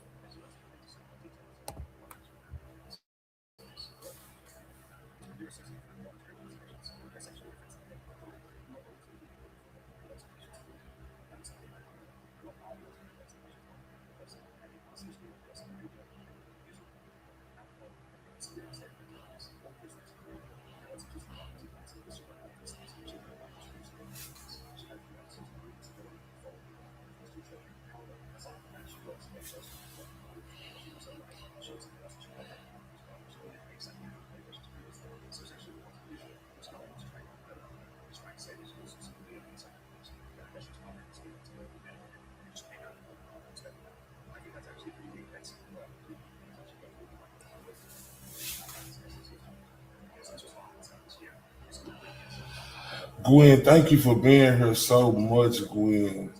Thank you so much. Very much appreciated. And please come back. Man, y'all see how my baby boy coming in, Cameron? It's Cameron. Let me look. This is how you spell his name, right? Everybody call him Cameron, but it's Cameron. Cameron. But we call him Cameron. So yeah, I ain't coming, man. Like, I don't play. It's me and him. Thank you so much, Gwen. And somebody had the nerve to call my child what? He's 4. He's 4.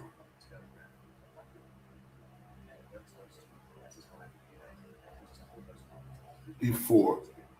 I was like, huh?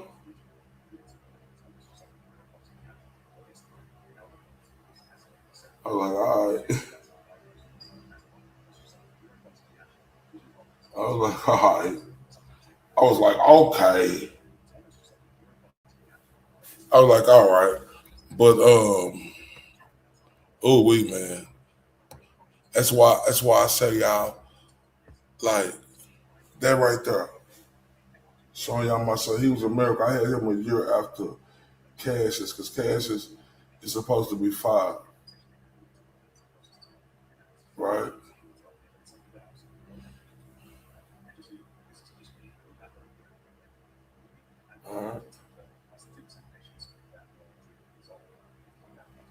So it's just, yeah, like you say, it's no, who they playing with.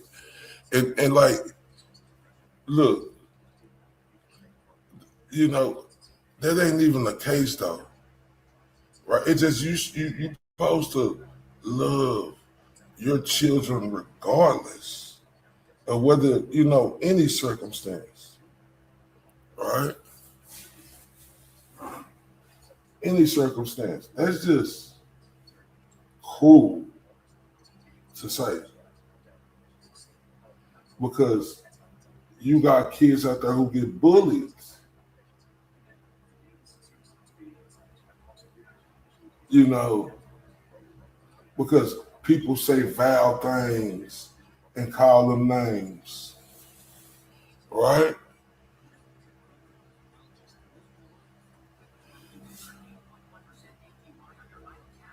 And that's real talk. And that's not being funny. That's just real talk. You have people out here who commit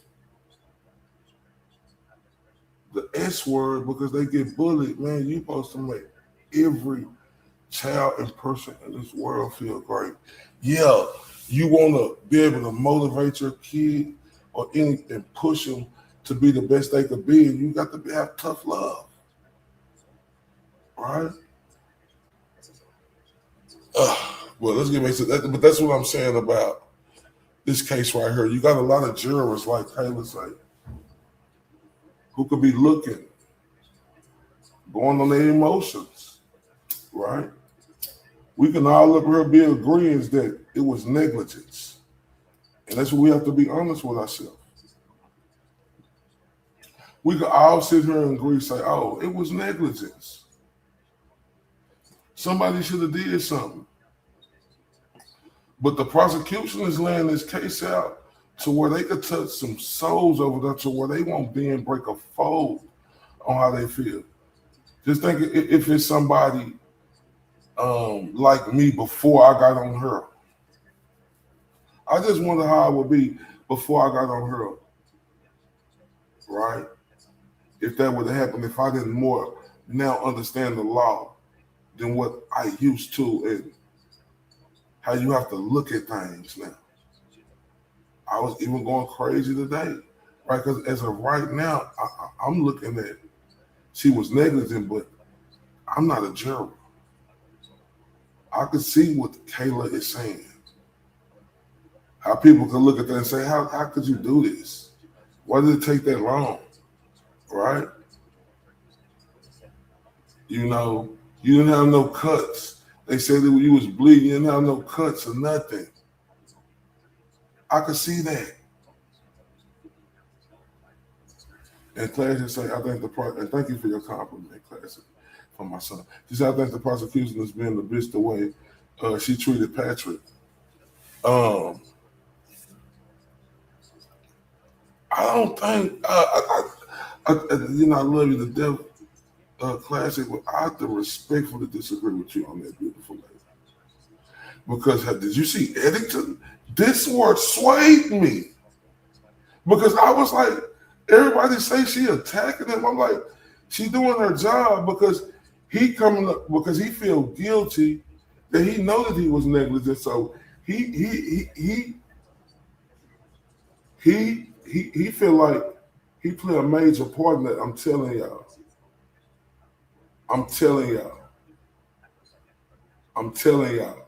He feel like he played a major part in that, y'all. I'm telling y'all.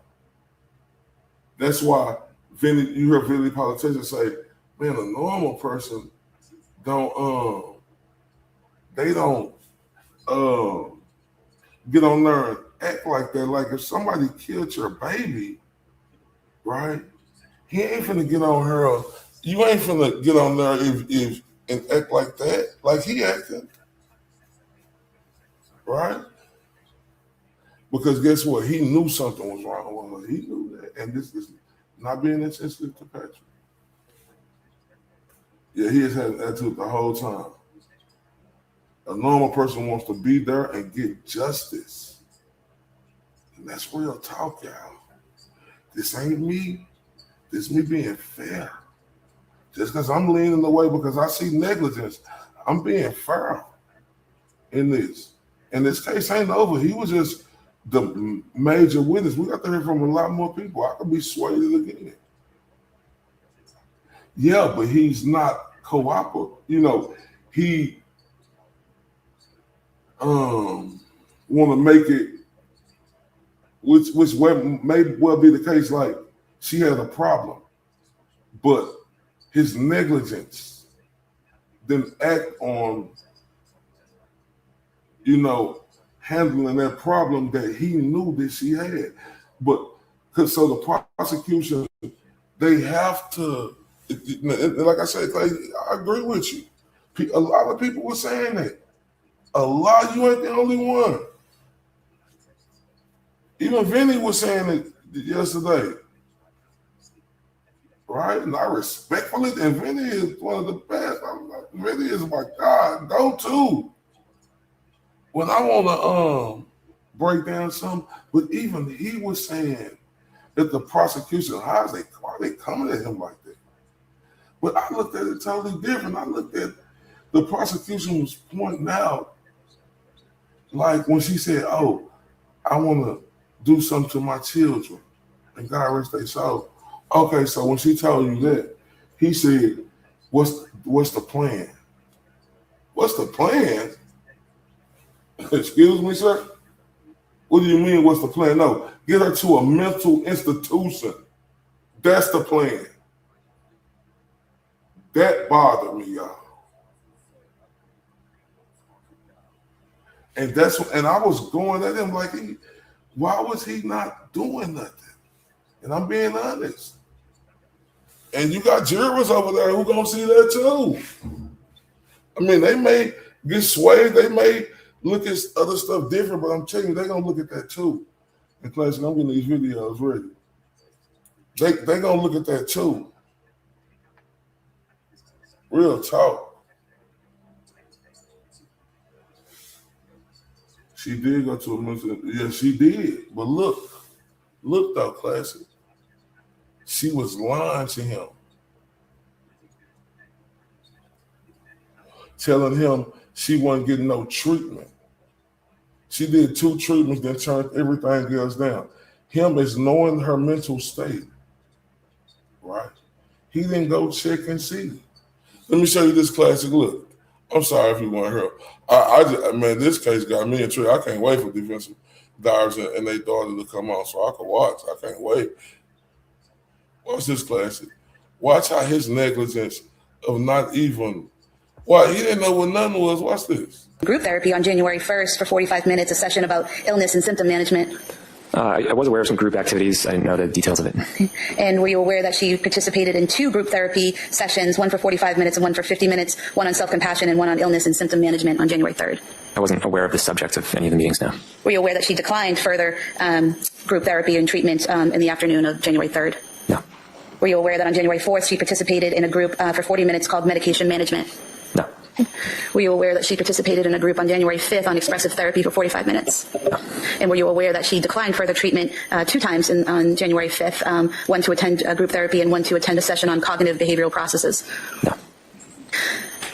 Were you aware that Lindsey asked the doctors to be discharged on the 6th, Friday the 6th, because she wanted to go to Corey's birthday party on the 7th?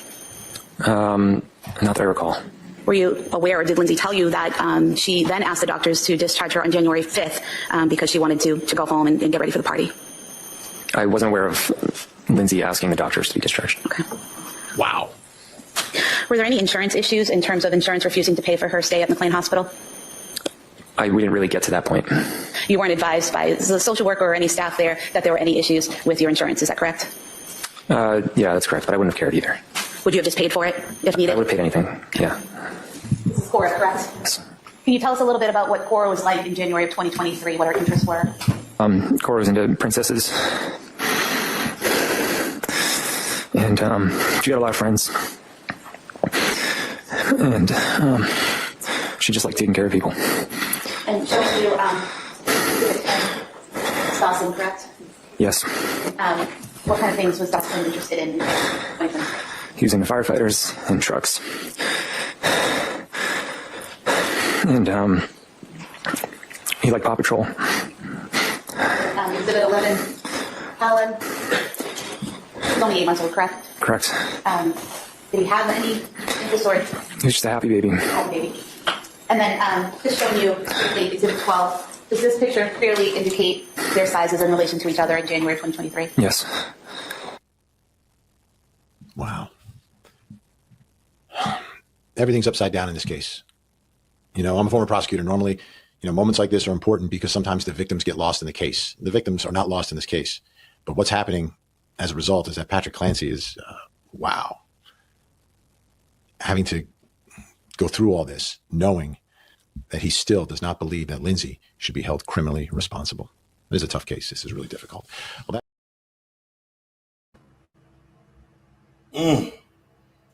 Now, see, that's why I say negligence. He didn't take nothing.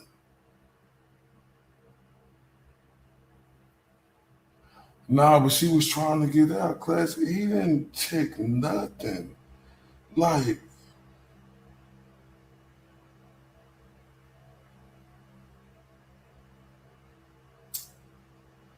oh man. But she did it though.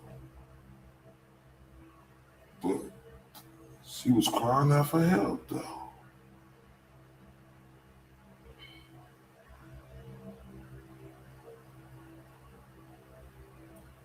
What wasn't right?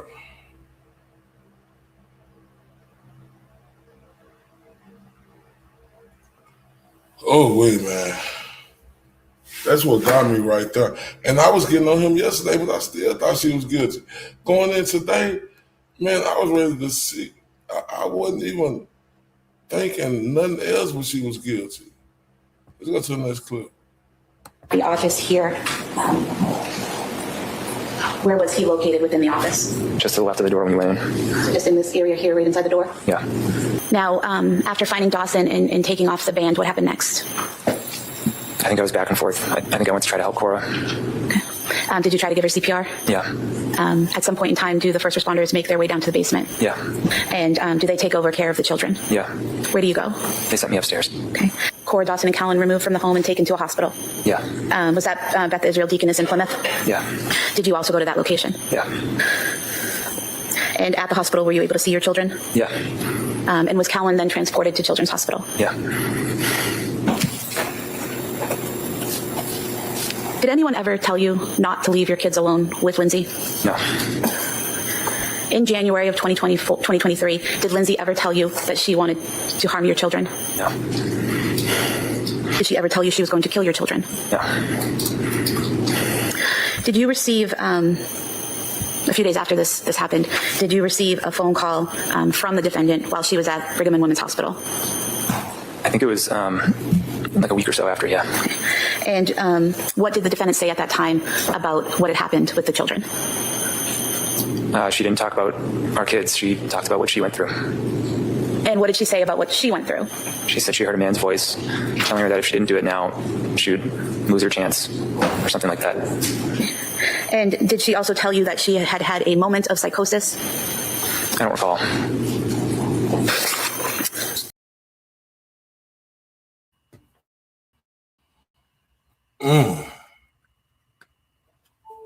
Ooh, wee. Oh, wee.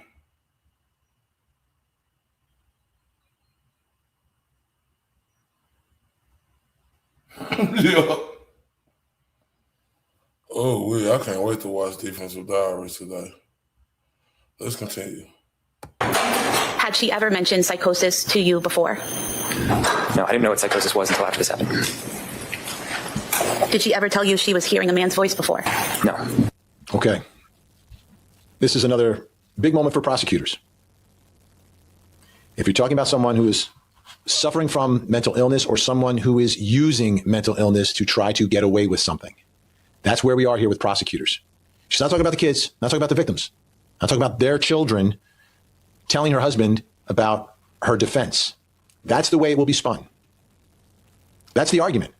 Afterwards, what is she concerned with, ladies and gentlemen? She's concerned with, all right, she's killed the children. How am I getting away with this? I heard voices. I'm going to tell my husband I heard voices. I'm going to plant the seeds of psychosis with my husband. We never discussed this before. And remember, there's a history here of this mental illness. But now for the first time, the voice has entered the room. So a big part of the prosecution case is that she planned and plotted all this, Lindsey Clancy did, and a big part of the plan was to get Patrick out of the house and get him away for enough time so she could commit the mass murder back home. So she sent him to 2 places on these errands. She sent him to pick up dinner at a place that they normally wouldn't do takeout from because it's a little bit further away, and to stop at CVS to pick up something for the kids. So here is Patrick Clancy describing what's taking place during this time. And I want you to pay attention closely to when he describes a phone call that he has with Lindsey when he's at CVS, which likely is either in the middle of or just after the murders of their 3 children or killings of their 3 children, depending upon whose version of the law you believe in this case. Let's take you inside the court. Nah, and I'm with you because my mind's still open too. It's just that when I'm looking at this now, like he said he didn't know what psychosis was. Excuse me? Is that a cop-out or is that him being honest? Like your woman said she wanted to kill herself. Oh man, I wish I had that Reddington. Oh man, Reddington did a hell of a job today. But yeah, I got an open mind on this too because I want to hear more. Yeah, he was definitely neglectful, but it's also, you could see more like what he just said about her. Like he didn't, that was her first time. Look, y'all, this what the jury is listening to. Also, a person who is crazy or claiming to be, she never told you that she heard a man talking to her before? Oh, and when she called you, she didn't talk about your children, she talked about her? Or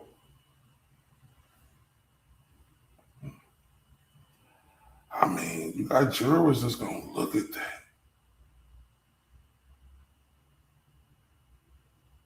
You got jurors that's gonna look at that, y'all. I don't know how this case gonna go. Don't give me the line. But I do know this. We're gonna take a quick break with that pretty cookie. Got a couple of more clips, blue curtains. Please don't go nowhere. Y'all know I need some water. We'll be right back.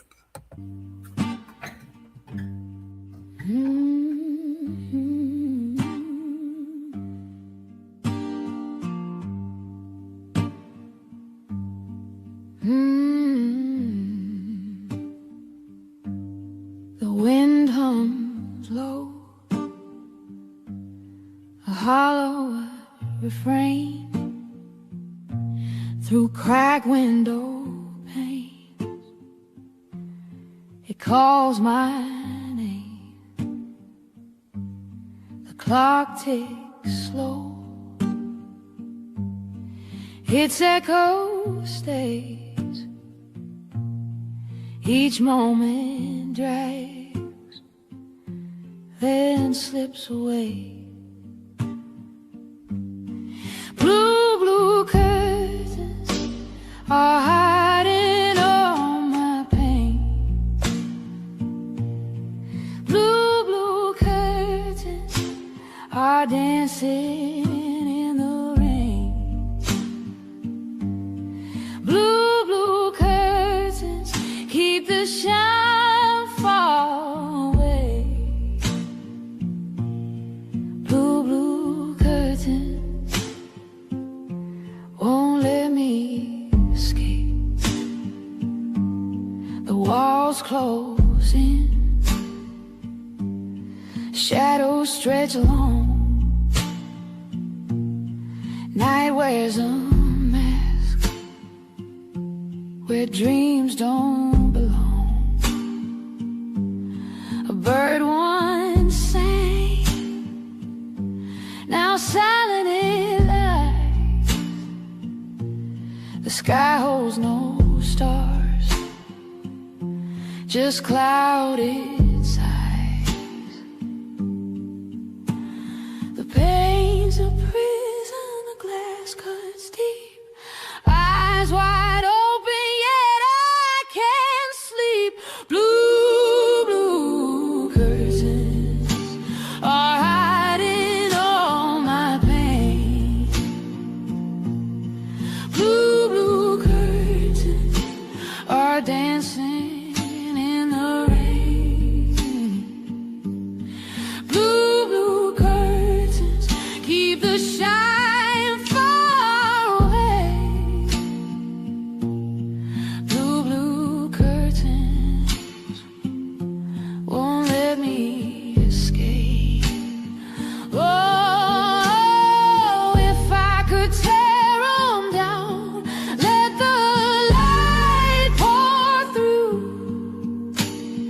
But they hang like chains, stitched with sorrow's hue. Every fold whispers secrets I can't erase. Man, we back. Good morning to the beautiful Queen Op 46 in the building. Salute. Like I said, this case right here take us through a roller coaster, right? You know, and just know everybody got the right to feel the way they feel.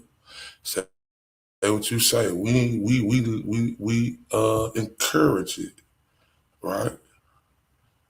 We encourage it because a difference of opinion is everything.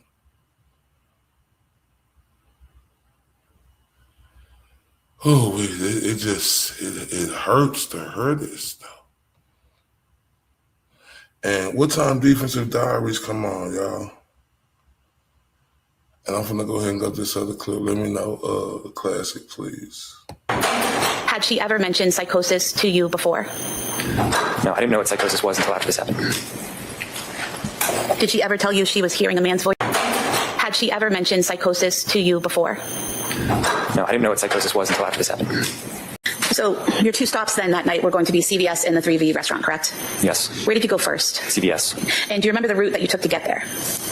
Yeah, I went out our driveway, took a right on Winter Street, and then took a left on the main road and went to CVS. So it's a pretty direct route from your house to CVS? Yeah. With the map. Just going to have you look at the screen, if you would, to a map. And coming into this red dot here, is that the approximate location of your home at 47 Summer Street? Yeah. And then looking at this pink dot here next to Big Y, is that where the CVS is located? Yes. And that's the CVS you went to that night? Yes. About how long did it take you to get there? 3 minutes. And when you got to CVS, did you go inside? Yes. Okay. And what section did you go to in CVS? I think it was pediatrics. If we could pull up the CVS video.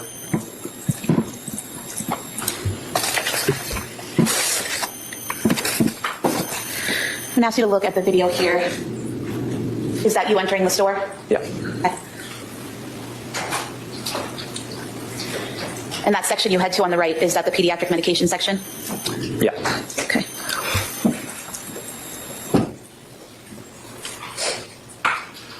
And while you're in that section, looking for the medication, do you do something? I called Lindsey. And why did you call Lindsey? Because what we were looking for wasn't there. The shelves were pretty empty. It was still during COVID. It was just, I'm sorry, what? It was during COVID, so. Okay, so, and was that call at about approximately 5:33 p.m.? Yeah. Okay. And then, did she answer the call? Yes. She answered when you called her? Actually, I think she didn't at first. She called back. Okay. And did you receive a call back from her about a minute later at 5:34 p.m.? Yeah, that's correct. Okay. And can you describe that phone call for us? It was very brief. I just said, I think there was a generic brand, and I said, is this one okay? And she said, yeah, that's fine. And what was her demeanor during the call? She was pretty quiet. It sounded like she was busy. I remember hanging up thinking she's probably in the middle of giving baths or something like that. So it sounded to you like she was in the middle of something? Yeah. Were you able to understand her when she spoke to you? Yeah. And did she seem to understand what you were saying? Yes. And she didn't seem to have any... Is she in the midst of a psychotic break? This is what prosecutors want this jury to understand. If she's in the middle of this psychotic break, why is she able to be so normal on that phone call? Why is there nothing that's raising any sort of a red flag with her husband, who knows her better than anyone else? Let's watch some more.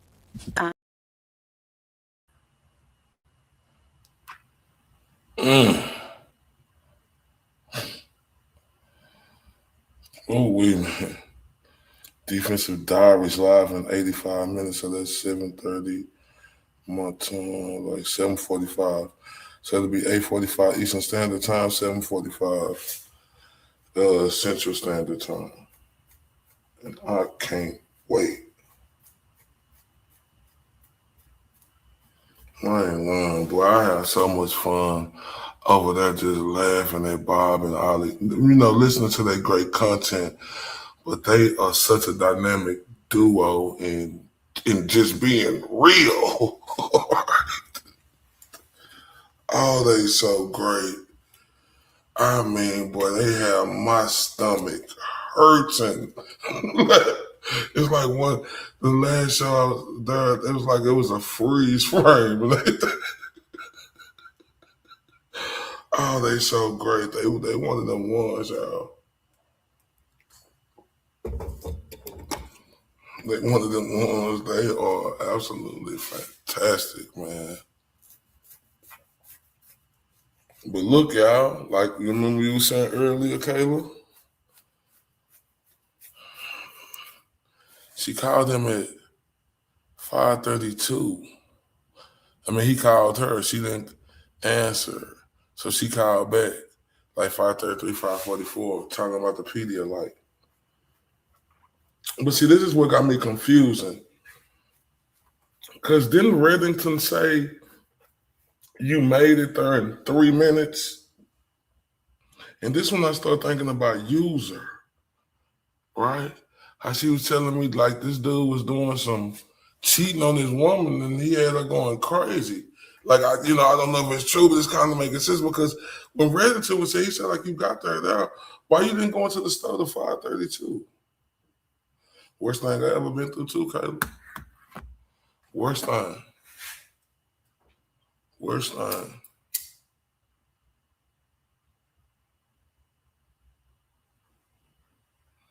And I was mad, y'all. Like, I was mad. Like, I was angry.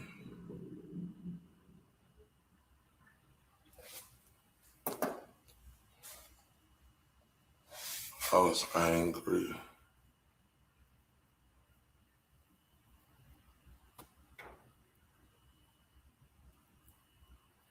Laura is the sweet. Everybody the sweetest, but Laura is just the sweetest.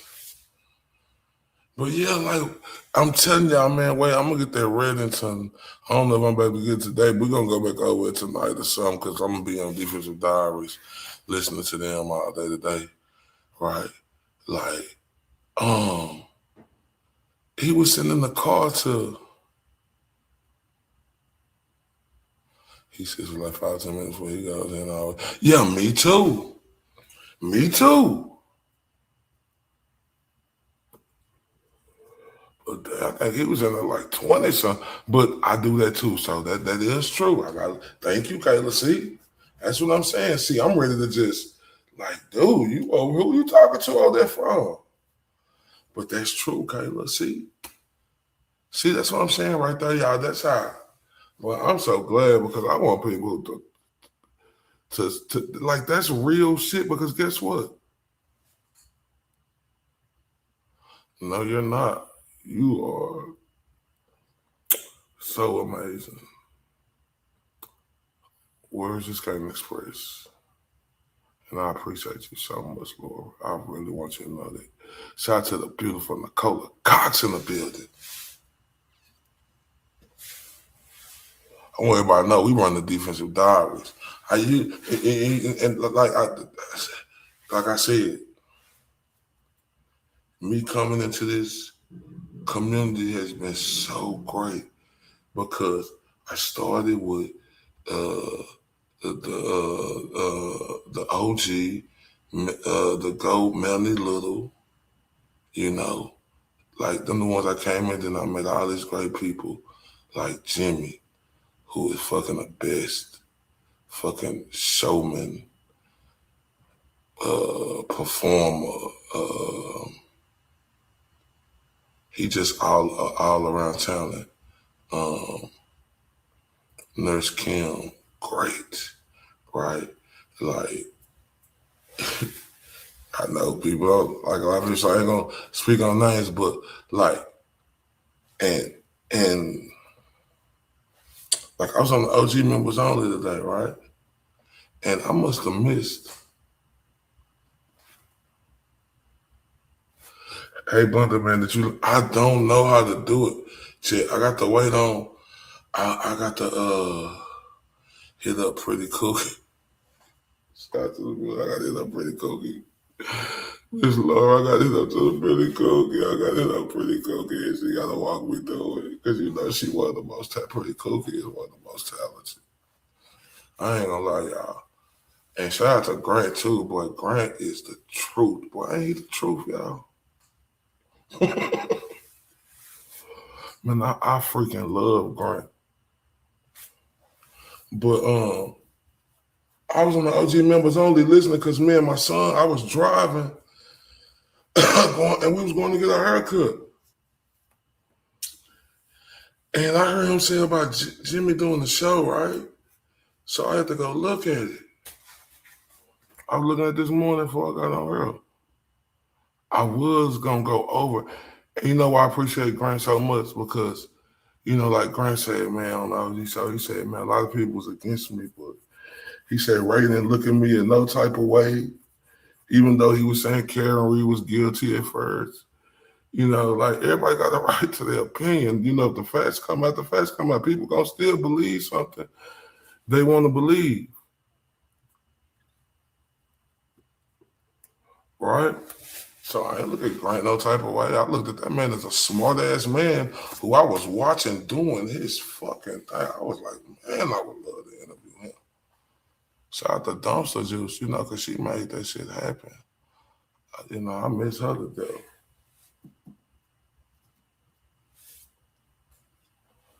Miss She's in charge. I miss her to death, you know, like.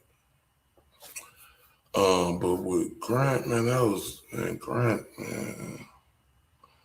I got so much love for Cuz. And appreciate it. Everybody know OG my numero uno. If it wasn't for OG, man, I wouldn't be nothing. Nothing. And OG is one of the most talented badasses on the fucking YouTube.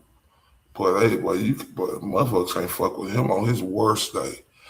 I'm saying OG could have 105-degree temperature and still fuck somebody over, even if he doing a pity or he just doing his show where he breaking stuff down. Like he talking my talk. He from Miami. He from down south. That's where he grew up at. He speak that certain lingo. I'm just being honest. And OG, who I was watching a lot, because he a ferocious motherfucker like me. Like real talk, OG is my man. I'm telling you, I've been telling you, I couldn't wait till I get that interview. That's my number one interview, but it's just been a lot of stuff going on. Right? Yeah, I miss Dumpster so much.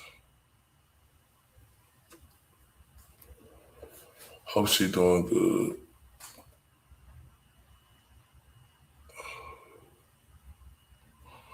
I miss her so much. I do.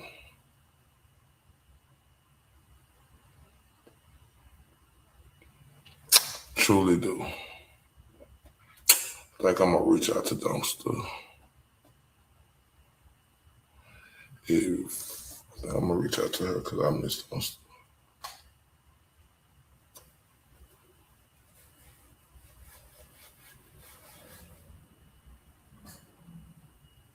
What the hell was I talking about? Before I start.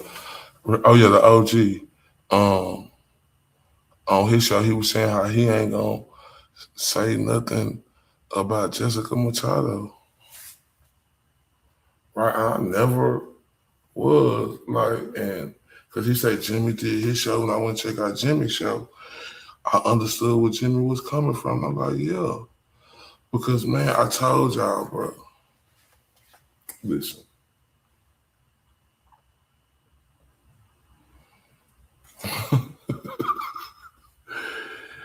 And if you was in this community and I ain't coming here and you was a turncoat and I done seen a lot of things, I ain't getting in community business because people get into it, y'all.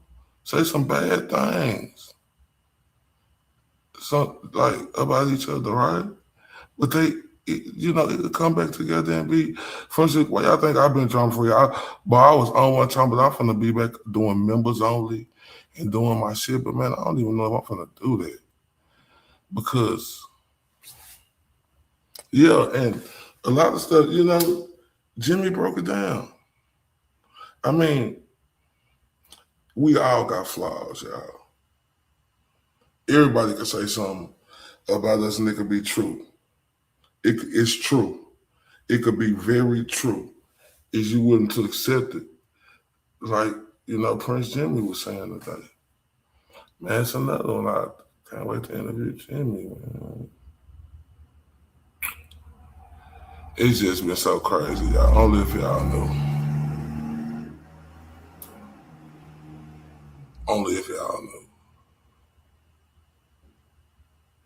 Yeah, we definitely don't walk on water. Only Jesus did. Jesus Christ. Die for our sins. We all, and like I said, you ain't got to like a person. You ain't. But see,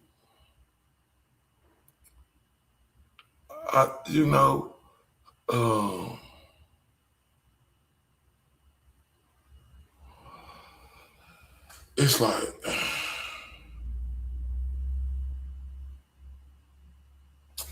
I'm trying to say this because I want to make sure I word this right. Yeah, you have to be humble and realistic and admit when you're wrong. That's exactly what I'm trying to say. Kayla, thank you.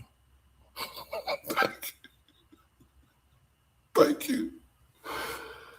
You definitely got to be humble and admit what you're wrong. Like, y'all done seen me say I was wrong. I didn't even admit to some stuff I wasn't even wrong for, but it's okay. It's okay to stop a situation.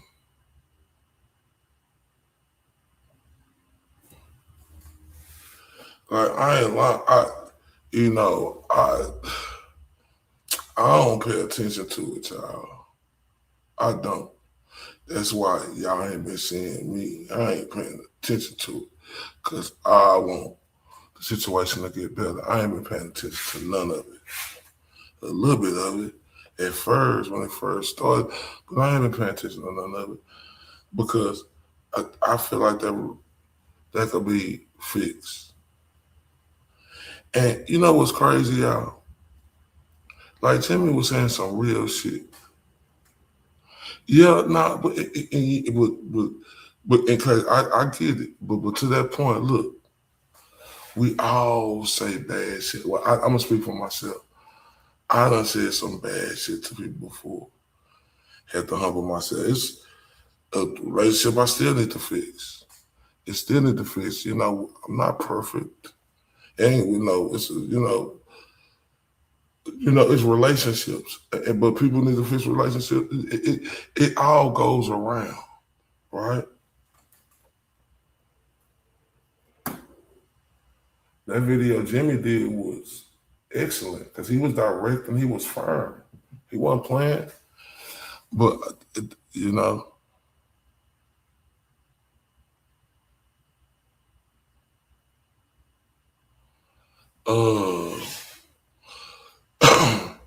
yeah, but you know what? That's why I respect the shit out of Jimmy. Because he always say, never stop being you. Like, when that stuff started going on, and, everybody starts seeing the drama and the finger started getting pointed at me from every direction, I changed who the hell I was a little bit.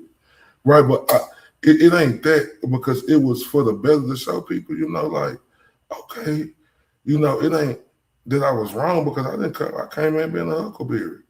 But, I was an easy talk, and it's okay because I could take it. I took that. I still ain't crying about it.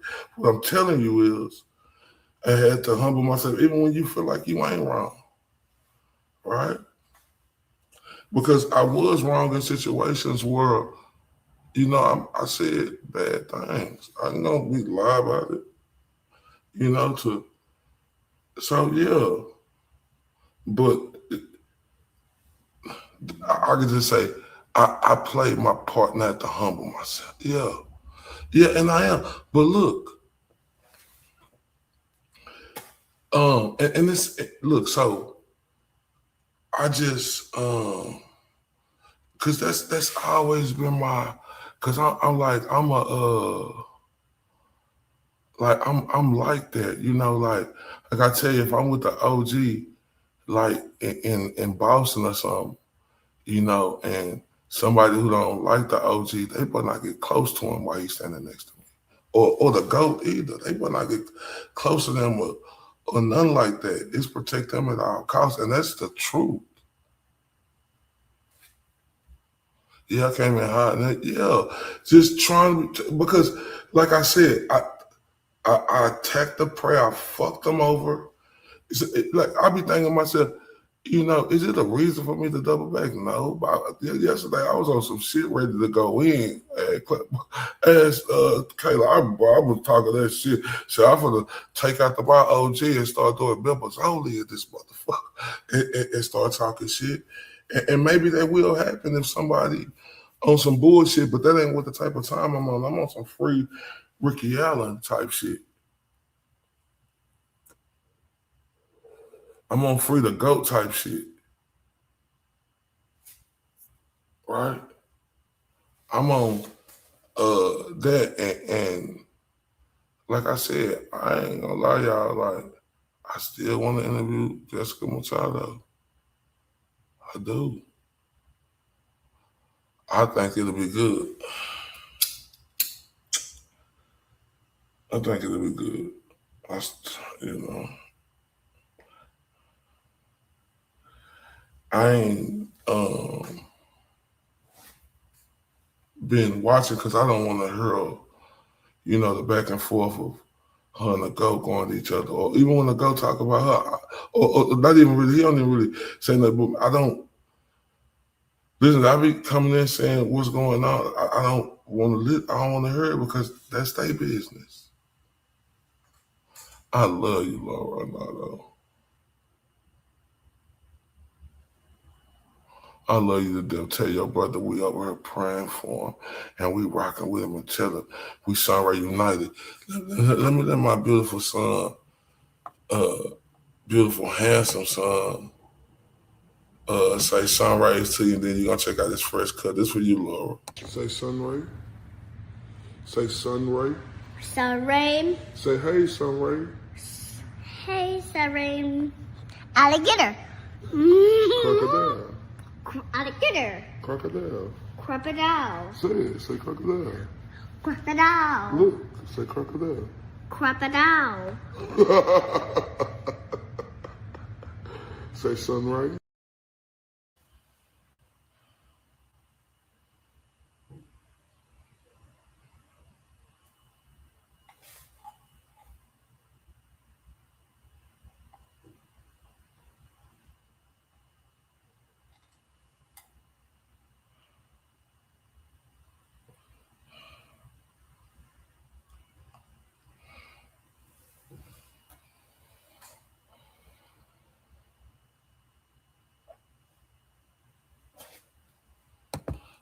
So the beautiful Laura Arnado and her brother. Salute to Miss Laura Arnado and Mr. her brother Arnado. Oh yeah, man. Oh man, wait till y'all see his next style he get. Wait till y'all see his next style he get. Salmonte, what's up, beautiful lady? Man, love you to death, Laura Arnado. She later, man. You and your brother, we wish you the best over here. You know how we coming behind you.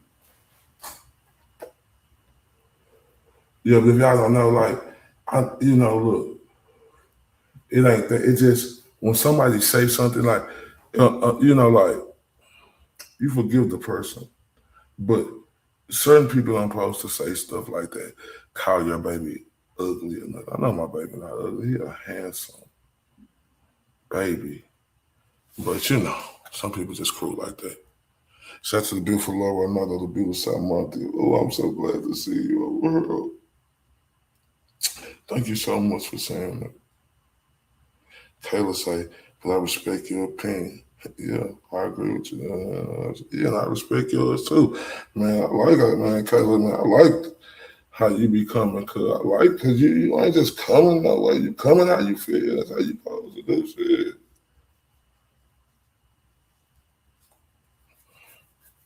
Regardless, I love how you hold it down. Like you the truth in real life. Like for real. Well, let's go to this next clip. Let's watch some more. Trouble recalling why you were at CVS or what you were looking for? That's correct. And did you, in fact, purchase some Pedialyx at CVS? Yes. Did you purchase anything else while you were there? About a pack of Skittles. Sir, how long approximately did it take you to get from CVS to 3V? Probably around 10 minutes. And when you got to the 3V restaurant, did you go inside? Yeah. I'm just going to ask you to watch the video on the screen.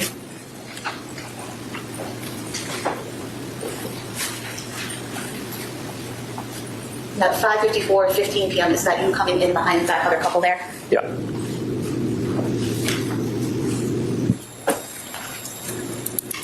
And what are you doing at that point when you're looking at the bags? I think I was looking for the bag with my name on it.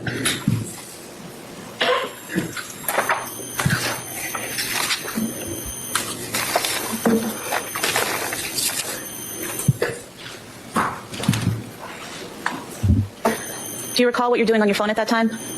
I don't. It could be work related. It could be anything. Sir, after picking up the order at 3V, where did you go next? Home. And do you recall the route you took home? Probably the same route. One exit on the highway, and then went home. Okay. Do you recall approximately how long it took you to get home? I would guess 10 to 12 minutes. Okay.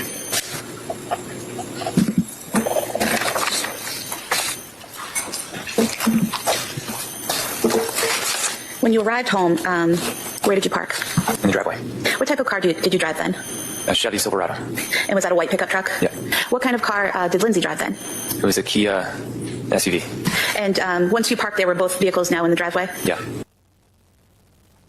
So there's the trip. The timing is significant, right? About 12 minutes away, 13 minutes away from his home, but two stops, stopping in CVS to pick up something and then stopping to pick up dinner. So the whole round trip is taking quite some time. Obviously enough time for Lindsey Clancy to take the lives of the three children. So the question is, was this the plan or was this coincidental that she sent him out and then she had a psychotic break? Jury's got to figure that out. That's a good question. Was it the plan? Or was it coincidental? And yeah, people are disgusting. You know, people are disgusting.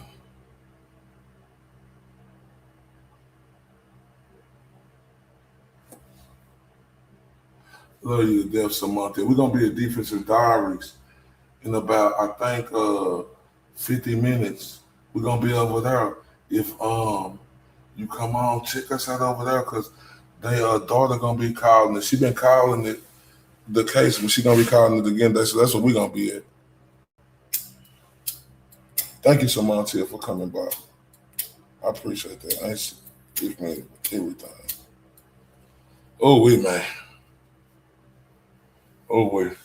Let's continue, y'all, so we can get through with this for Defensive Diaries. Come on. As I mentioned before, there was a time during the testimony when Patrick Clancy was excused from the courtroom. And during that time, the jury heard the 911 call, but there was something else that happened, and it was also significant. This is when the prosecutor brought out the alleged murder weapons and the clothing that these young, small children were wearing at the time that they were killed by their mother, Lindsey. So let's take you back inside the courtroom so you can see and hear this moment. Now, Patrick Clancy has left the courtroom, and now the prosecutor is just putting some exhibits into evidence, which is, again, unusual but understandable in the circumstances because you wouldn't want Patrick Clancy sitting up on the witness stand while the prosecutor is putting this stuff and publishing this stuff to the jury. Let's watch. I would move to submit some evidence. First,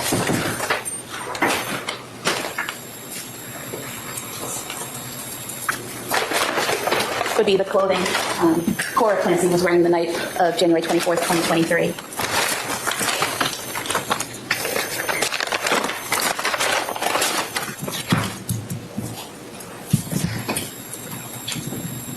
First, the pajama pants.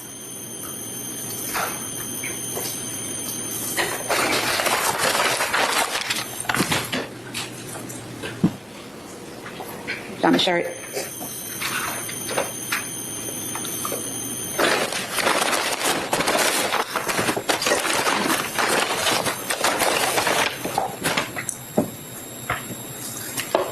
And then the pink robe. Hold it there for 1 second. If you look at Kevin Reddington, the attorney for Lindsey Clancy, and Lindsey Clancy, Lindsey not looking at this. She can hear everything, obviously, right? But she's not looking at the clothing that her young children were wearing when she killed them. She's grasping his hand for a level of support. It's not an accident. Everything is done for a reason. Again, to garner some level of sympathy for Lindsey Clancy. That's part of what's happening here. But she is getting emotionally impacted by this moment. We saw it during the 911 call, but it started here. Let's watch some more. We could have these markers. No way. Now, I want to speak on what Kayla's saying about how you have to look at the other side. Them was the last clothes them kids were alive in. And she showed it piece by piece. And she showed the things that was wrapped around their neck, piece by piece. Classes, I don't see why they are doing this, though. It's not disputed that she killed the kids. No, it's not. But they trying to say that this was a plan. And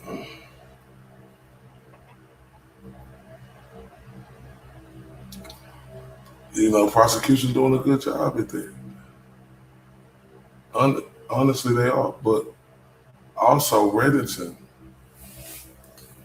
oh my God, his cross-examination was everything.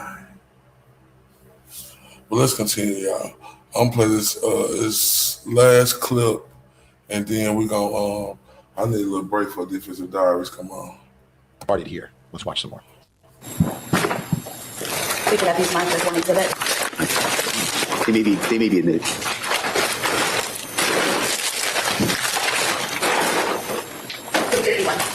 Thank you. And then Dawson's clothing.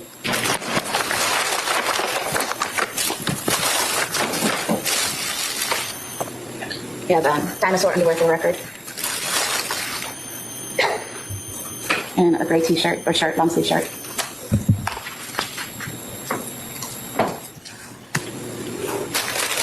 Have this as the next exhibit, please. That may be admitted. Exhibit 2.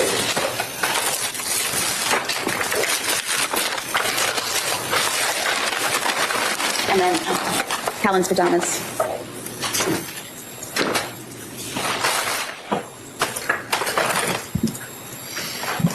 As the next exhibit, please. That may be admitted.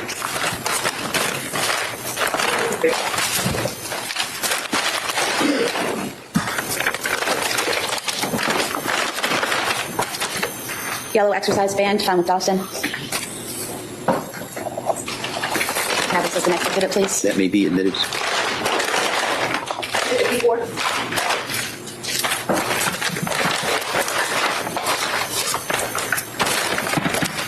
Black exercise band found with Cora.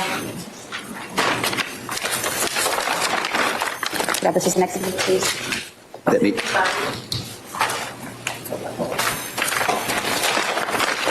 And then the blue exercise band found with Callan. You can have this as the next exhibit, please. That may be admitted.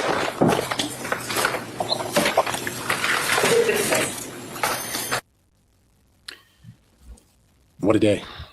What a day inside the courtroom. Prosecutors are entitled to present their case. You hold up the clothing that they're wearing, extremely normal. It's done in every trial. But here it's important that the jury understands these are little kids. Little kids. And you can tell that these little kids are real when you hold up the pajamas. All of a sudden, the image becomes much, much clearer. The children were real. The children were strangled to death by their mother. And prosecutors are entitled to prove their case. And that's what was happening today inside the courtroom. Case is far from over. Again, it's not what happened, it's why it happened. And we'll continue our coverage here on this program. That's it. And see why I got that up there? It's not what happened. It's why it happened.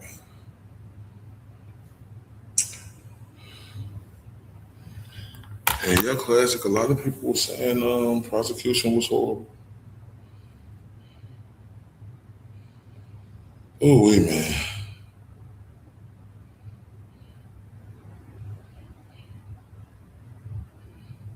Yeah, that's not the case. Though this case is why, yeah. A lot of people were saying the prosecution was horrible. So I understand where you're coming from on that. But, you know, me, I'm thinking, I'm seeing them put their case together.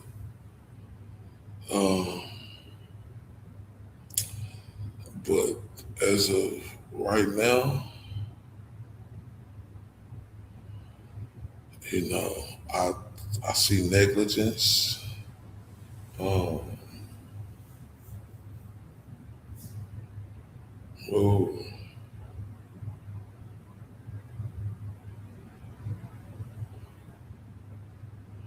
and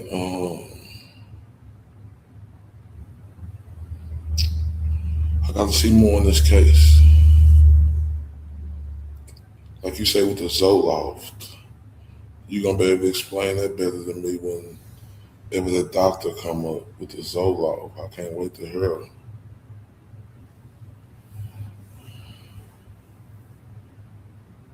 But yeah.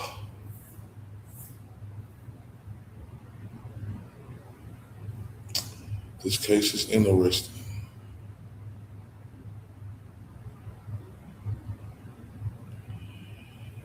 And to be honest with you, I see how people see from the other side and how people see from a side to where they say that she shouldn't be found guilty, that she should just be in the hospital.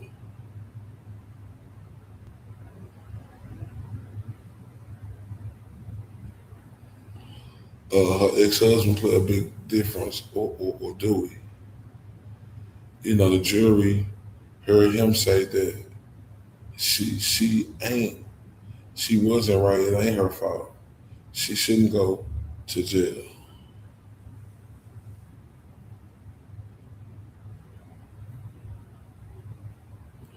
Yep, I heard another doc say the exact same thing, and doc should have missed it, yeah. And I'm with you on that. The doctors are crucial, right? All these doctors, like remember Michael Jackson doctor, who got there, these doctors will just prescribe anything or do anything.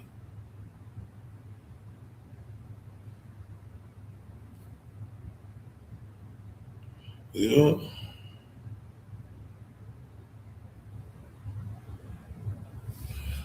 Oh, she has to be convicted of something. Damn, I didn't know that.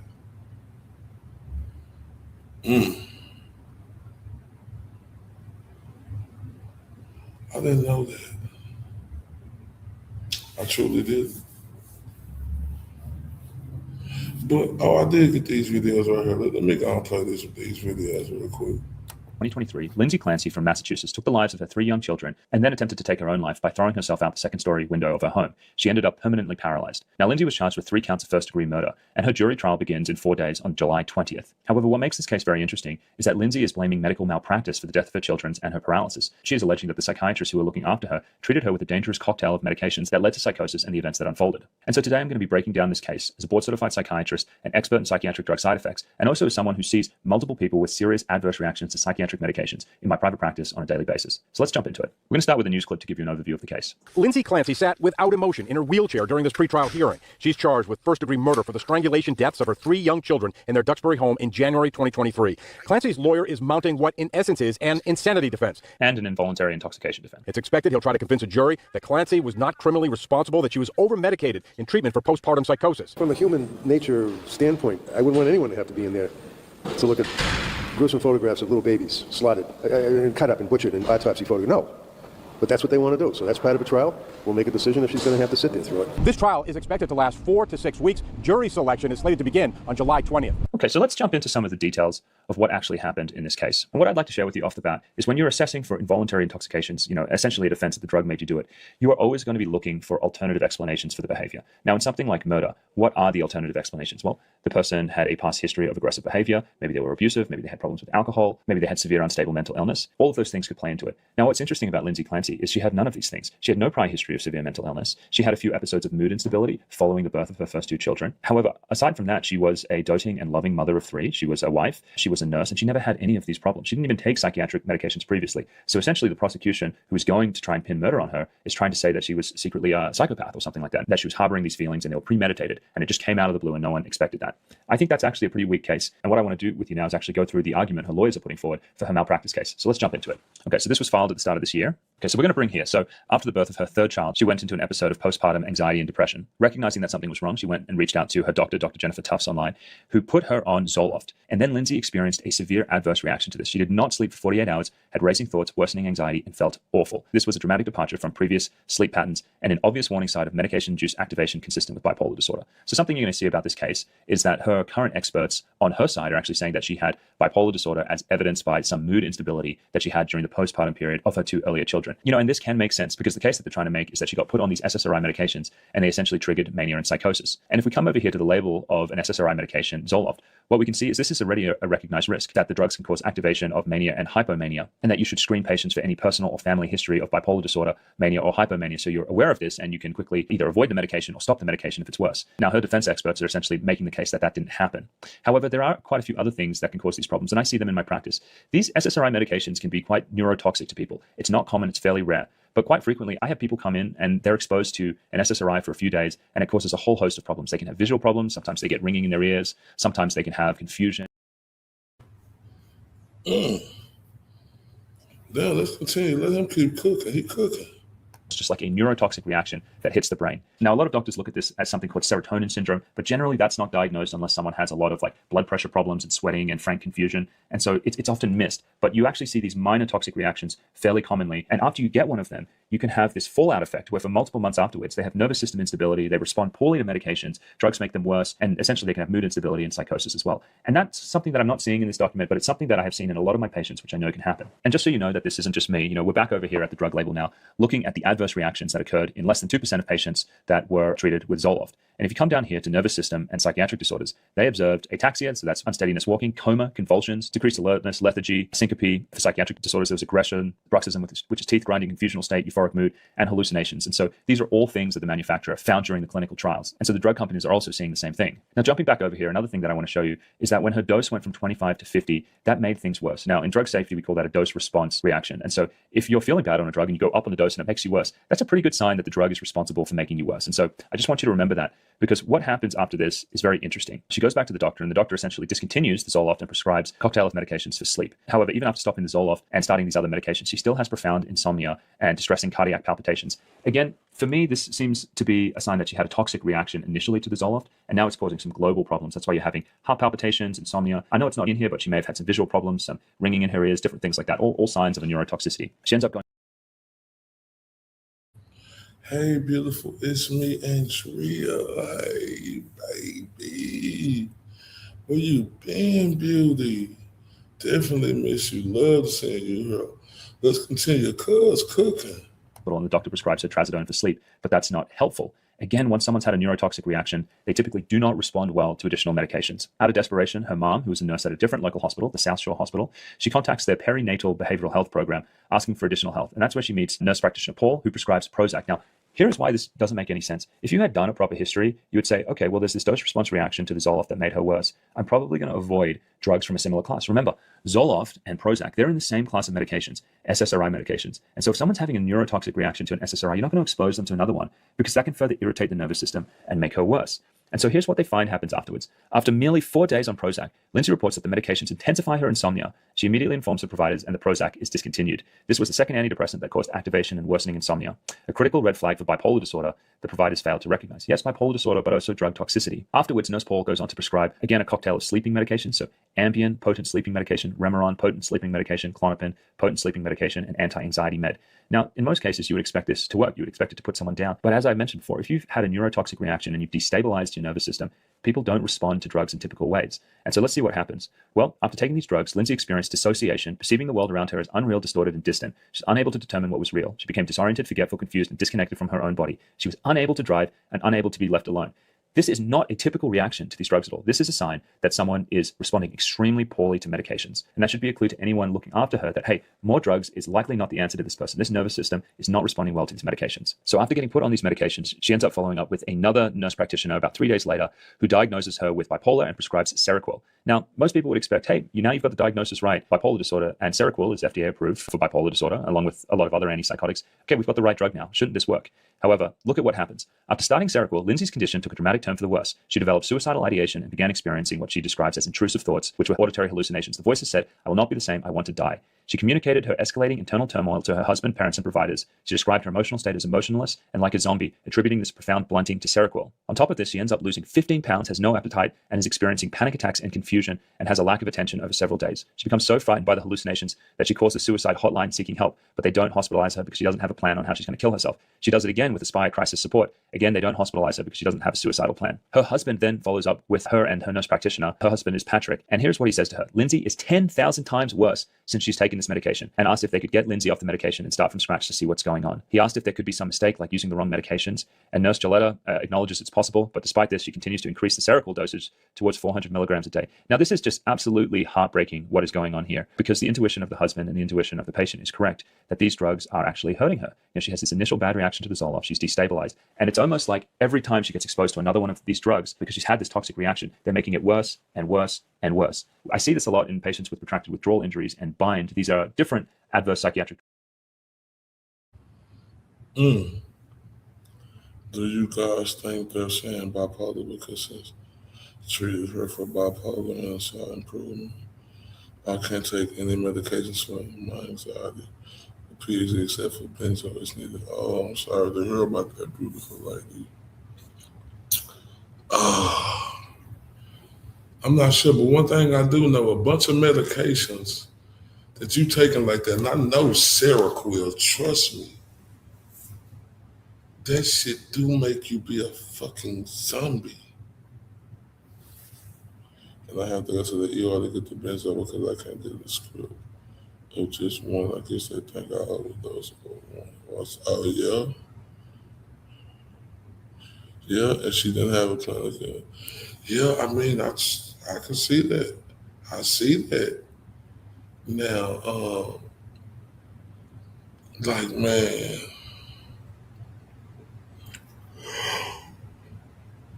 I couldn't believe the angle that Reddington took today, but it was so amazing. I'm gonna be honest, let's continue because he ain't done. Drug reactions which cause essentially nervous system damage. And after they happen, every time you take another medication, it causes a quote unquote kindling reaction, which is essentially further damage to the nervous system. Because once you destabilize the nervous system, additional drugs often make it worse. And so this nurse doesn't pick up on that. They have this kind of this sense that, hey, better be safe than sorry. Let's just use more medications. And they end up increasing the amount of the drug. Patrick then calls the nurse's office to report that Lindsey had a devastating week. It was the worst day for Lindsey. She had horrible thoughts all day, auditory hallucinations every day, felt debilitated, not interested in anything, can't get out of bed. The hallucinations are now loud and continued all day, saying, I will never be the same. I'll never be me again. You are damaged. You'll never be the same. The only option is to die. So this is someone who is having a severe toxic reaction to medications at this point, and she's essentially being tortured. She goes on to tell her husband, I have thoughts of harming the kids. She also told her mother about these thoughts because she was in a psychotic state. She began to have paranoid delusions that people could hear her thoughts, and then she would be locked up in a hospital and have her children taken away. Now, this can be like a real stretch for some people, that it's like, okay, yes, you can be confused, you can have these adverse reactions, but at what point does it start to become homicidal? And I've followed a lot of these cases. The one that comes to mind was, I think it was a California woman who was smoking cannabis, and sometimes this can cause these delirious type reactions, but I've also seen this in my own practice.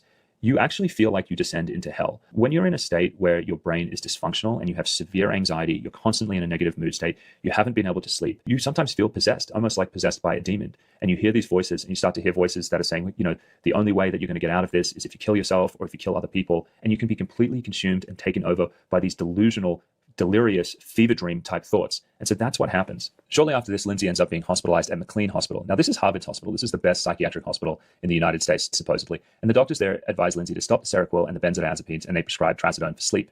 And a few days later, Lindsey asks if she can go home because it's her daughter's birthday, and they allow her to go home. And potentially she may have gotten better at this point if she wasn't started on additional medications. However, she ends up seeing Dr. Goodhart from McLean, who speaks to her for only 10 minutes and offers her more antidepressants. They suggest amitriptyline to her other doctor, Dr. Tufts, who ultimately prescribes the amitriptyline to her. Now, again, this is crazy. This person has had 2 bad reactions to antidepressants that are clear, dissolved, and then also the Prozac, and then she was also on the Seroquel. And now they put her on another antidepressant, amitriptyline.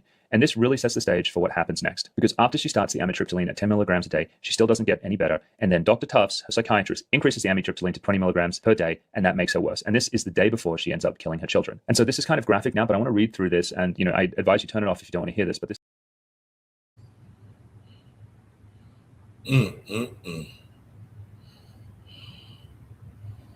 Oh, wait. Let's continue. On July 24th, Lindsey wakes up severely depressed with suicidal thoughts. She gives her children breakfast. She takes her daughter to the pediatrician because she complained of a stomachache. She goes home. She goes to the backyard with the children. They build a snowman, and they send a picture to Patrick and her mother.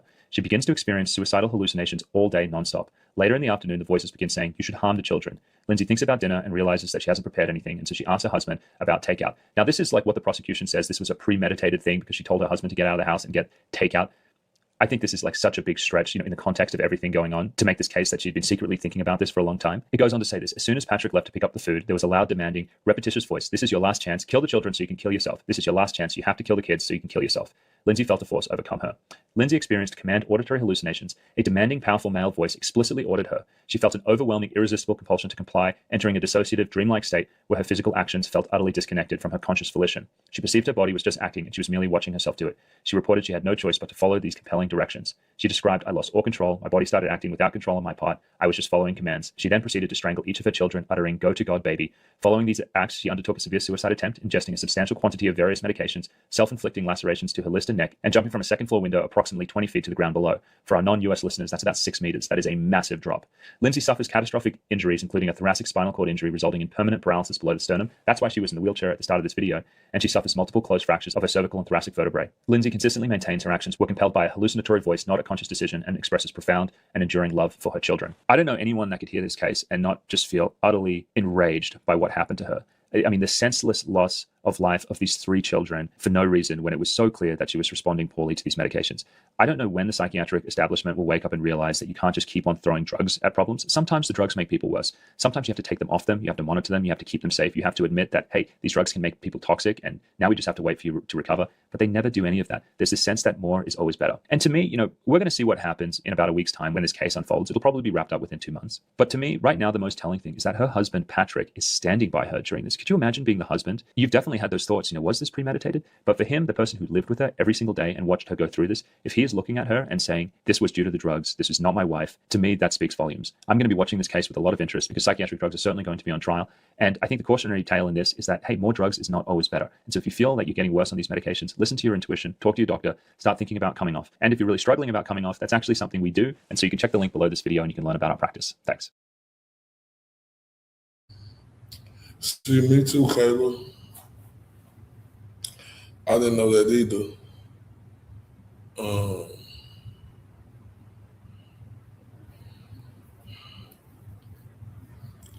But he said her husband is standing by her side because he knows the medicine. Is that really why you think he's standing by her side? And he did an excellent job breaking it down. It's just that last part, just a tiny bit of last part. Because I feel like her husband did neglect her. I just can't go away from that. But is he standing by her side because he knows it's bad medicine, or do he feel guilty?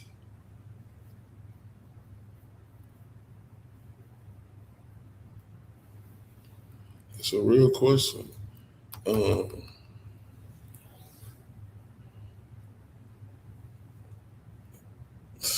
wait. I don't know what to say. I really don't.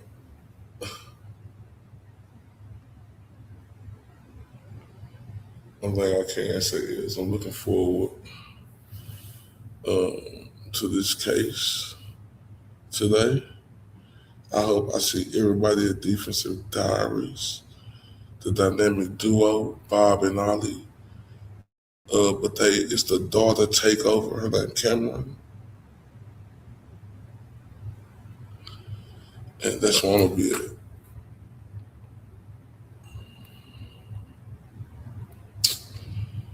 Because I need to see how they talking. I need to see how, like,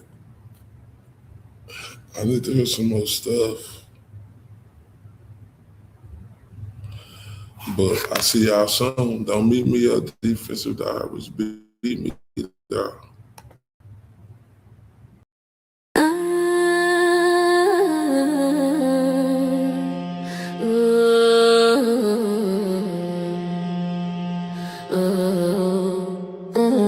I'm not the one, yeah.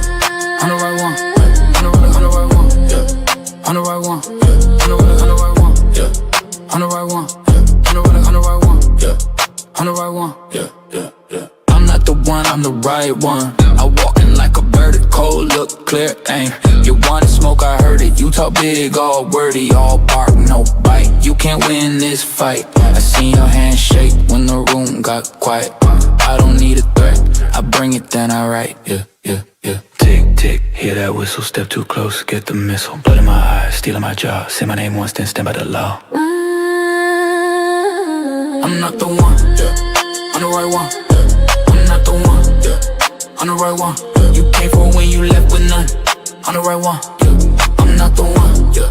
I'm the right one, yeah, yeah, yeah. I don't choose a crowd, I let them come. I stare, hit hard like a loaded drum. You keep on talking, I keep on moving. Your chest gets loud, but your legs ain't proving. You want that title, you want that crown. I take one look and I shut it down. I crash when the flow gets mean. I came in clean, let the scene pristine. Tick, tick, hear that whistle, step too close, get the missile. Blood in my eyes, stealing my job. Say my name once, then stand by the law.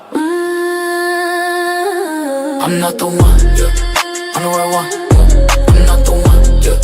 I'm the right one, yeah. You came for when you left with none. I'm the right one, yeah. I'm not the one, yeah. I'm the right one, yeah, yeah, yeah, yeah. I don't bend, I don't break, I don't flinch, I don't fake. Every shot you throw just feeds my pace. Every lie you spit, I put back in your face. I'm not the one, yeah. I'm the right one, yeah. I'm not the one, yeah. I'm the right one, yeah. I'm not the one, yeah. I'm the right one, yeah. You came for when you left with none. I'm the right one, yeah. I'm not the one, yeah. I'm the right one, yeah, yeah, yeah.